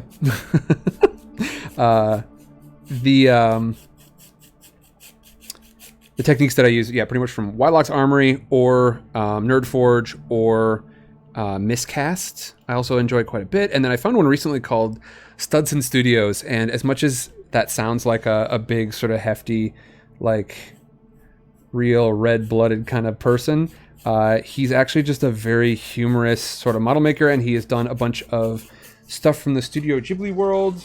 I hope I'm pronouncing that word correctly. And he just did Howl's Moving Castle. Like he built the whole thing from scratch, from just bits and pieces, from just stuff in his house. He built the whole thing, and then he went ahead and also built the sort of like just the walking platform that the castle eventually becomes. Let's see. Like I said, I'm trying not to be too organized in my brush strokes. You want these to be kind of random, unlike the wood side of things. But Studson Studios, like, I mean, this process is not often considered very humorous, but man, is he funny. Let's see. What else do we got? What else is going on? Sandra says, I'm wondering, Sam, do you also have different colored action figures for the one-shot RPG? I am, as y'all might be able to see, if you want to head over to Patreon and check out the behind the scenes for the one-shot, I have got, I do have some miniatures. I also have like set pieces for it. I built some set pieces over this last week. Those are going to debut during the one-shot, and then I think a couple of them are I'm probably going to be able to use them in Recetus as well.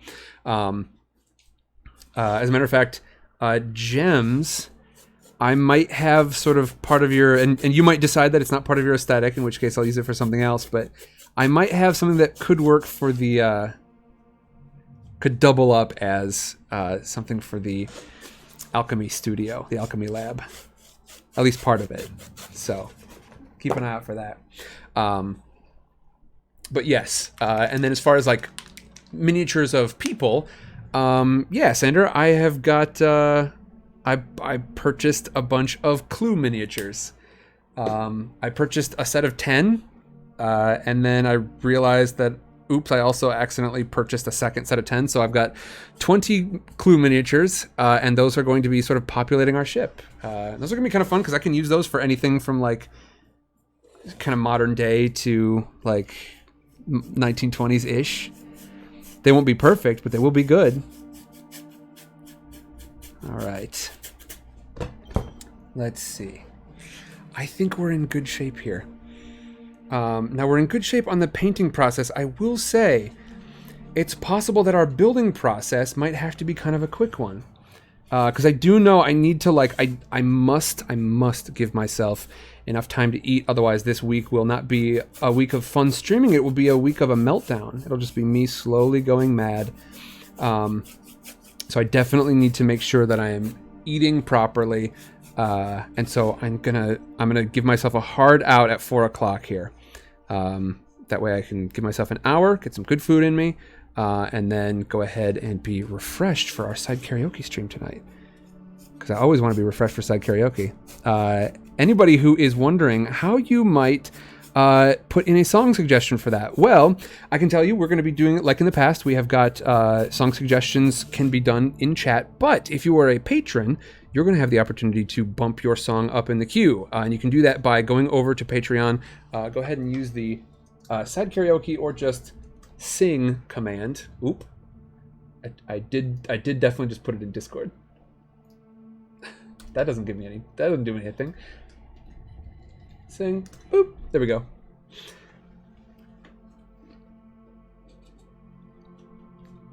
Indeed. All right. So let's. Whoa, that went on real heavy. Oops. Oops, a doozy. And the problem is once you do this, it will still give you texture. But if you go in and try to dab it off with a paper towel, what you're actually dabbing off is the highest layers of stuff. Because the paint has already sort of gotten down into the lowest layers because I put it on way too thick. So it's not ideal. Again, you know, I can kind of say that I rescued that section, but not thoroughly. As a matter of fact, on camera, it actually looks worse than in person, like dramatically worse. All right. And maybe I need to do some, I might need to do some additional work on this, but I think, you know what? I'm just going to speed through some of the rest of this. A wash will help to bring back some of those details that I just lost by overpainting that section. But let me, you know what? In interest of getting a little bit of building done today, because I want to at least get a start on a tower. I definitely know I want to get started on a tower today. In terms of, and here, let me just.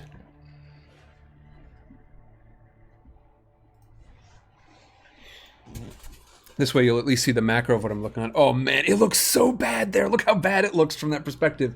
It does not look like that on my end, but it looks all streaky there. But this, at least you can see, I mean, I will say, the middle, like, if I hold it still, it sort of looks like gleaming gold, which is pretty cool. So yeah, I'm going to be really happy with this as a shield, regardless of how it looks on the table. But yeah, I just need to muddy up some of these sections that sort of like this stuff over here. Some of these straight lines, I need to get rid of those. So let me give myself a little extra space here. I want to interrupt some of the straight lines. I don't mind if there's sort of like a big section where it's just a little brighter than it is elsewhere, but I will mind if there are like a bunch of big straight streaks. And that was actually the issue that I had with the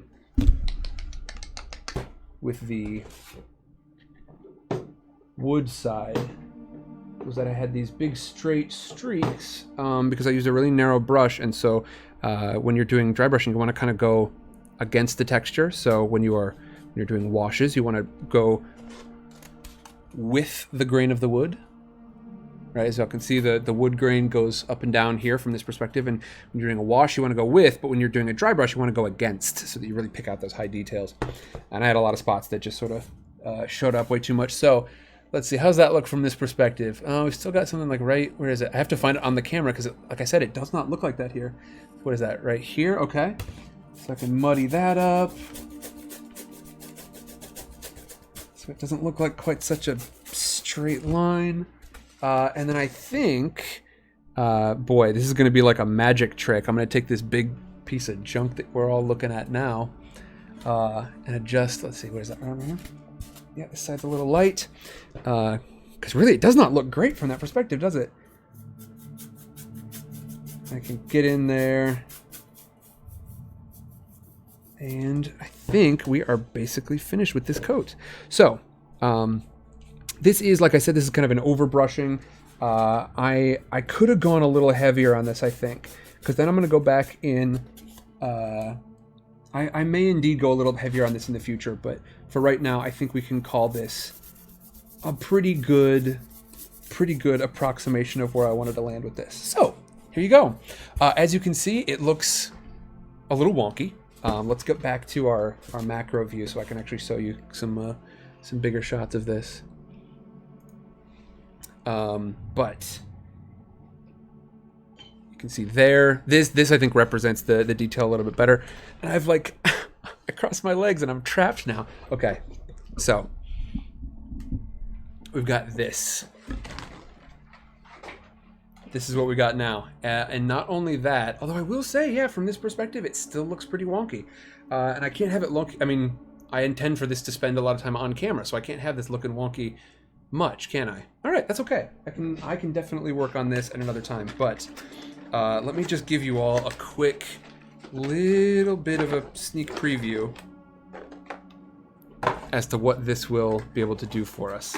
These are some modular dungeon pieces that I put together a while ago, and what this is going to let us do is spend some time in some places. So you'll all find yourselves in a dark chamber. This chamber is surrounded by dilapidated stone walls, and in the center are 4 pillars, seemingly randomly arranged.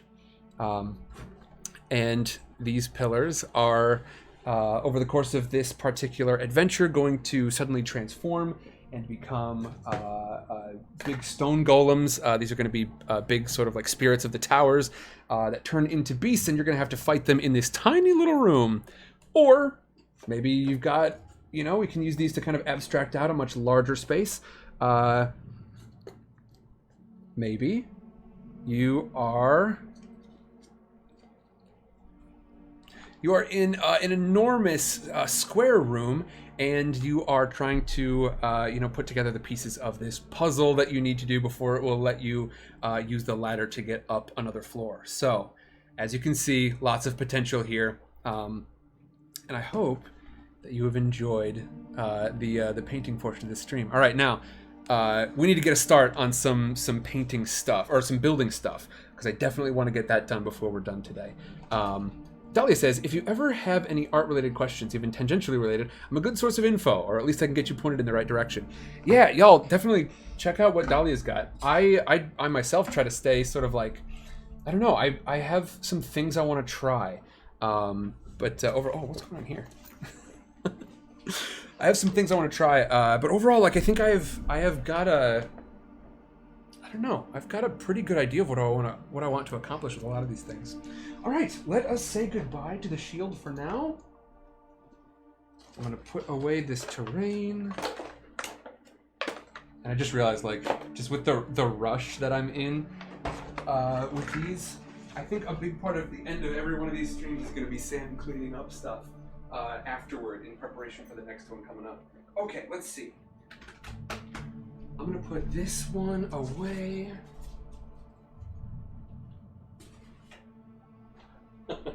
I really love how that looks up there. And now we get into some crafting stuff. We started with a lot of painting, and now we're on to some crafting. So, we need a cutting board. We need some foam scraps. We need a knife, and we need a ruler. And this, again, this is one of my big benefits of what I can do with my craft stack, is I can just pull out these drawers, and the paint one is going back in the drawer now, or going back in the craft stack. So, goodbye paints. Thank you. It served me well. Oh, what was that noise? You don't really want to hear that noise. I don't know what that was. All right, I'll leave our little guy here, just in case. But now, a quick bit of crafting. Let's see. And by the way, folks, we are now well underway into Book Fair. And if you would like to know more about that, go ahead and check it out. You can use the BF command, and that will give you some insight into what Book Fair is all about. I'm going to have to spend some time. I don't think I'm going to be able to do it in between streams, but I know there's been some confusion as to what the situation is with the merch. If you'd like to find out more about that, you can use the merch command, and that will take you to a different post over on Patreon that will tell you a bit more about that. But essentially, don't think of it as a store. Think of it as just straight up a way for you to get some merch simply by becoming a patron. It is one of the rewards that patrons get, and it is going to be sort of explained to you there, but I will be talking about that much more throughout the entirety of Book Fair, I'm sure. So all of my patrons, thank you so very much. Everyone who has upgraded or jumped in today, like, that is incredible. I definitely want to say thank you to Louise, who boosted your tier there, Amy Thompson, who boosted your tier, and Gems for staying with us. Gems, like I said, I am very, very cool with you getting the stuff that you should have been getting for a while, frankly. Okay, so let's talk about crafting. We've just gone from painting to crafting. I'm gonna make some bricks with this. I'm gonna use this to make some bricks, and I'm gonna start by taking this foam. This is that same foam. This is just an offcut from the piece that I created that shield from. But what I want to do with this is to create bricks, and believe it or not, this foam does indeed have a bit of a grain to it. It's going to be tough to see. Very, very tough to see on camera here, but you might be able to kind of spot it up in this region. As you can see, there's a grain, and it runs this way, not this way. It runs this way. So I'm going to try and use that for sort of the longer section of our bricks, which means that the short end needs to be on this side. And I'm going for repeatability, and I think a 1 centimeter sort of grid will work just fine for us. So what I'm going to do is cut out a bunch of 1 centimeter strips, and you're all going to see me using this. I believe this is called a compass, even though it's not sort of in the style of your typical compass. I think this is called a compass, if I remember correctly. And this is going to allow me to rip out some pretty long strips. Now, I think in most circumstances, one would say to use a different tool. Instead of just using my craft knife, they would say to use a hot wire cutter, but I don't have a hot wire cutter. And I'm not sure I necessarily want to get one either. I enjoy this, but I'm not so deep into it that I feel the need to pursue it at that level of financial commitment. Maybe someday. Maybe if this is something that y'all really love and you want to see a ton more of this, maybe. But we got all these tick marks in here, which I realize I gotta put down my camera a little bit so y'all can see what I'm working on here. All right, so I marked out a bunch of tick marks every centimeter, bop, bop, bop, bop, bop, bop, bop, every centimeter down here, bop, bop, bop, bop, and I give myself a few other marks just to help and alleviate some of the distances between them. Oh boy, okay, so I just carved the most crooked line in here. That's gonna be fine because we don't really need these to be excellent, but I am gonna switch to a craft knife for this process because I think it'll cut a straighter line. That's part of the problem with working on the grain of this stuff, is that sometimes the grain wants to sort of hijack you into a different position. And so for your longer lines, it can sometimes snag you there. So instead, I'm going to use a craft knife, and I'm just going to run along here. And fortunately, at the end of the day, what I'm making here are bricks. And these bricks don't actually need to support anything. I'm just going to glue these onto the outside of a Pringles can. Which means I don't need to be terribly picky about like whether or not these will stack perfectly, or whether or not these will accomplish anything architecturally as much as they do aesthetically. That's the big important part here. So I am going to just finish out with the ones that I measured here. Excellent. Okay, so Now we've got a bunch of lines here on our piece. I wonder if I can adjust this to give you all some better lighting. Oh, and now it's locked in place. So why are we doing that though? I could rotate that like a minute ago. What's going on here? Hello?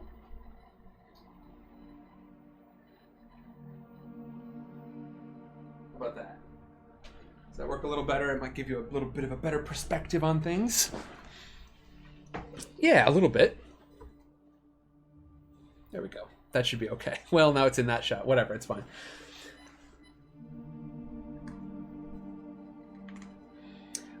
Sandra says, it's a bit weird. We've got 23 patrons, but only 9 people have the patron role on Discord. So some of that is going to be coming from the fact that I only just now extended the patron role. Well, I should say only last night extended the patron role to every single person who's a patron. The $3 role has recently gotten some upgrades, as has the $5. And so those, I believe, are going to be showing up as of the moment when... as of the first of this month, when Patreon takes in all the information and completes the sort of like complete the requirements. So essentially, like when your contribution clears, that kind of thing.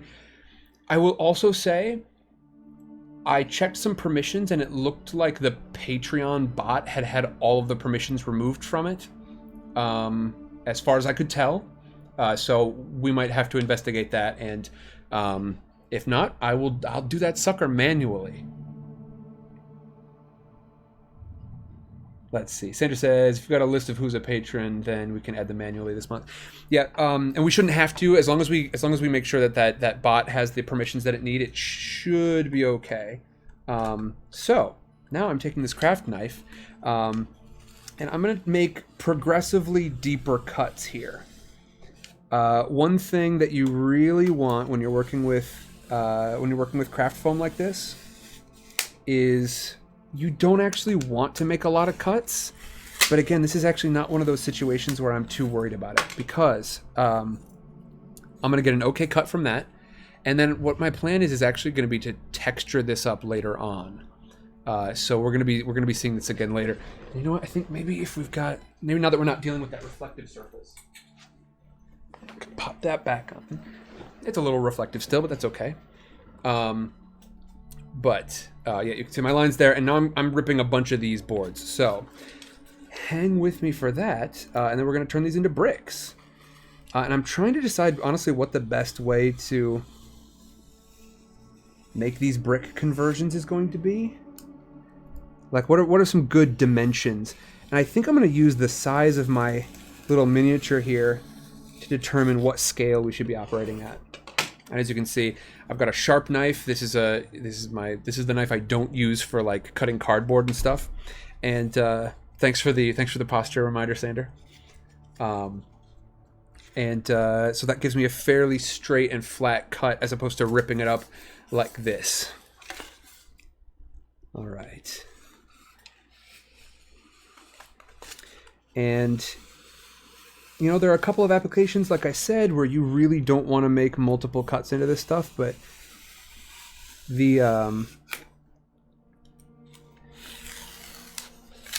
you're working with cardboard especially, but it applies here too, you do kind of want to make one relatively shallow cut, one gentle cut on your straight line. What you definitely don't want to do is say, I'm going to just use a knife and I'm going to cut all the way through this thing in a straight line on my first cut, because that will give you... I scored it like this, and that is because I want to be able to use these as kind of like guiding grooves, because you know you might even see my hand shaking a little bit here because A, it's a bad angle, but B, I am applying quite a bit of force to this thing, and if you want to apply force and also be precise, you're asking for trouble. So you want to be precise once and then use the rest to be sort of apply your force. And even now, you know, I'm taking a couple of passes at each one of these.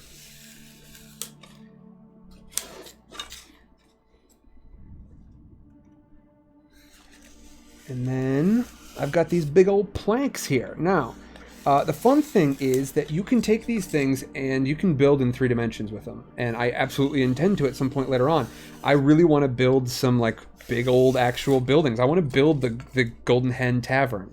I think that would be a ton of fun to have a stream or a series of streams where you just build the Golden Hen. And then maybe use like some of those pieces to represent other taverns as well. But you can turn these into big planks. These would be enormous, like timbers, and I would probably like cut them in half, I think, if I were going to try to turn them into timbers. As a matter of fact, with this smallest piece, that might be a good test option here. So I'm going to take these and I'm going to glue them around the outside of my piece, of my my Pringles can, and as such I don't need these to be in like super tip-top shape, so I can eyeball this a little bit, even though I'm just a person who I just do not like eyeballing stuff. But let me cut my way through the center of this thing. Now that right there would make an excellent bit of timber. If I were to use the same technique that I used for the wood timbers on the the plank side, the wood side of my shield up there, that would treat this very, very well.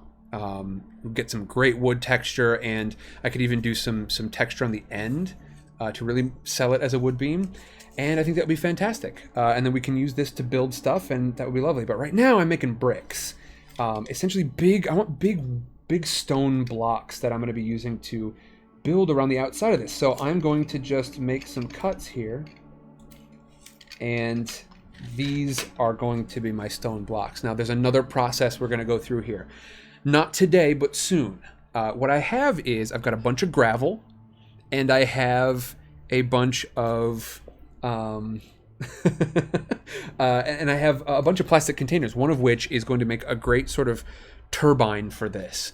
We're going to essentially take all these little bricks and we're going to put them in the equivalent of like a concrete mixer. I'm going to put them in a big container that used to hold protein powder. Not for me, but hey. And I'm going to use that and fill it full of gravel as well. And I'm going to shake it all up to really give this stuff some texture. It's a great way to sort of like take little chunks out of it and take down some of that really flat finish to really make these look like bricks. So... Jade says, I've built things out of foam board, but never thought about the insulation. Yeah, this is, I mean, that is the sort of natural stuff. That is where this stuff typically comes in. Tenacious says, cutting the block along the drawn out lines must be very therapeutic. It is, I mean, this whole process is like really calming and nice. And in the future, I would love to do more of these. But for right now, I would say, y'all, thank you a ton for joining me today. We have got some little bricks. Some little bricks for you to sort of ponder for the future. I cannot figure out where to put this face cam. Got some little bricks for you to ponder in the future. I am going to... I would really love to do more of these streams in the future. I would really love to do more crafting streams. I would love to have them be like directed toward fantasy stuff because, like I said, it's something I have not had a ton of experience with.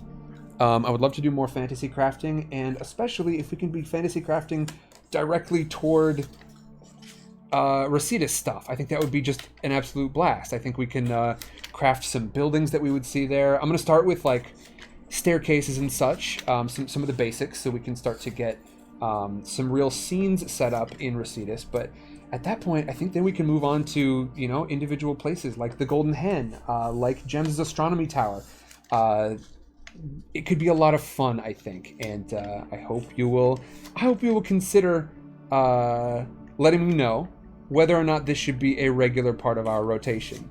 Now, do I have time for it all the time? No, not necessarily, but maybe it'll take the place of some of the Wednesday streams temporarily, and then over time, and this will be something that this is one of those things that patrons are going to get to vote about.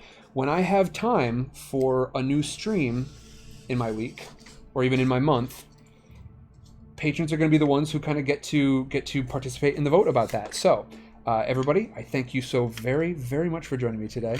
I hope you have an excellent one. I will see you in about an hour for side karaoke. I promise I'm not going to spend an entire hour chopping down bricks, even though I mean, you're right. It is super therapeutic. It is just nice to sort of like cut up all this stuff, and then it's going to be even nicer once these things go through the texturizer, and I can really see what I was able to accomplish. And we can start to get these glued onto some towers, build some things with them. It's going to be a lot of fun. So, everybody, I'm going to put these aside for right now. Ooh, sorry about that noise. I'm going to put these aside as much as I don't want to. And I will see you all in about an hour. Sander, I hope you have an excellent one. I will see you later on. Jade, I hope you have a good one. Dahlia, thank you for joining me. Of course, y'all, I hope you have a great day, and I will see you all in an hour. Welcome to Book Fair. I hope you're having a good time so far. I will see you very soon. Bye-bye.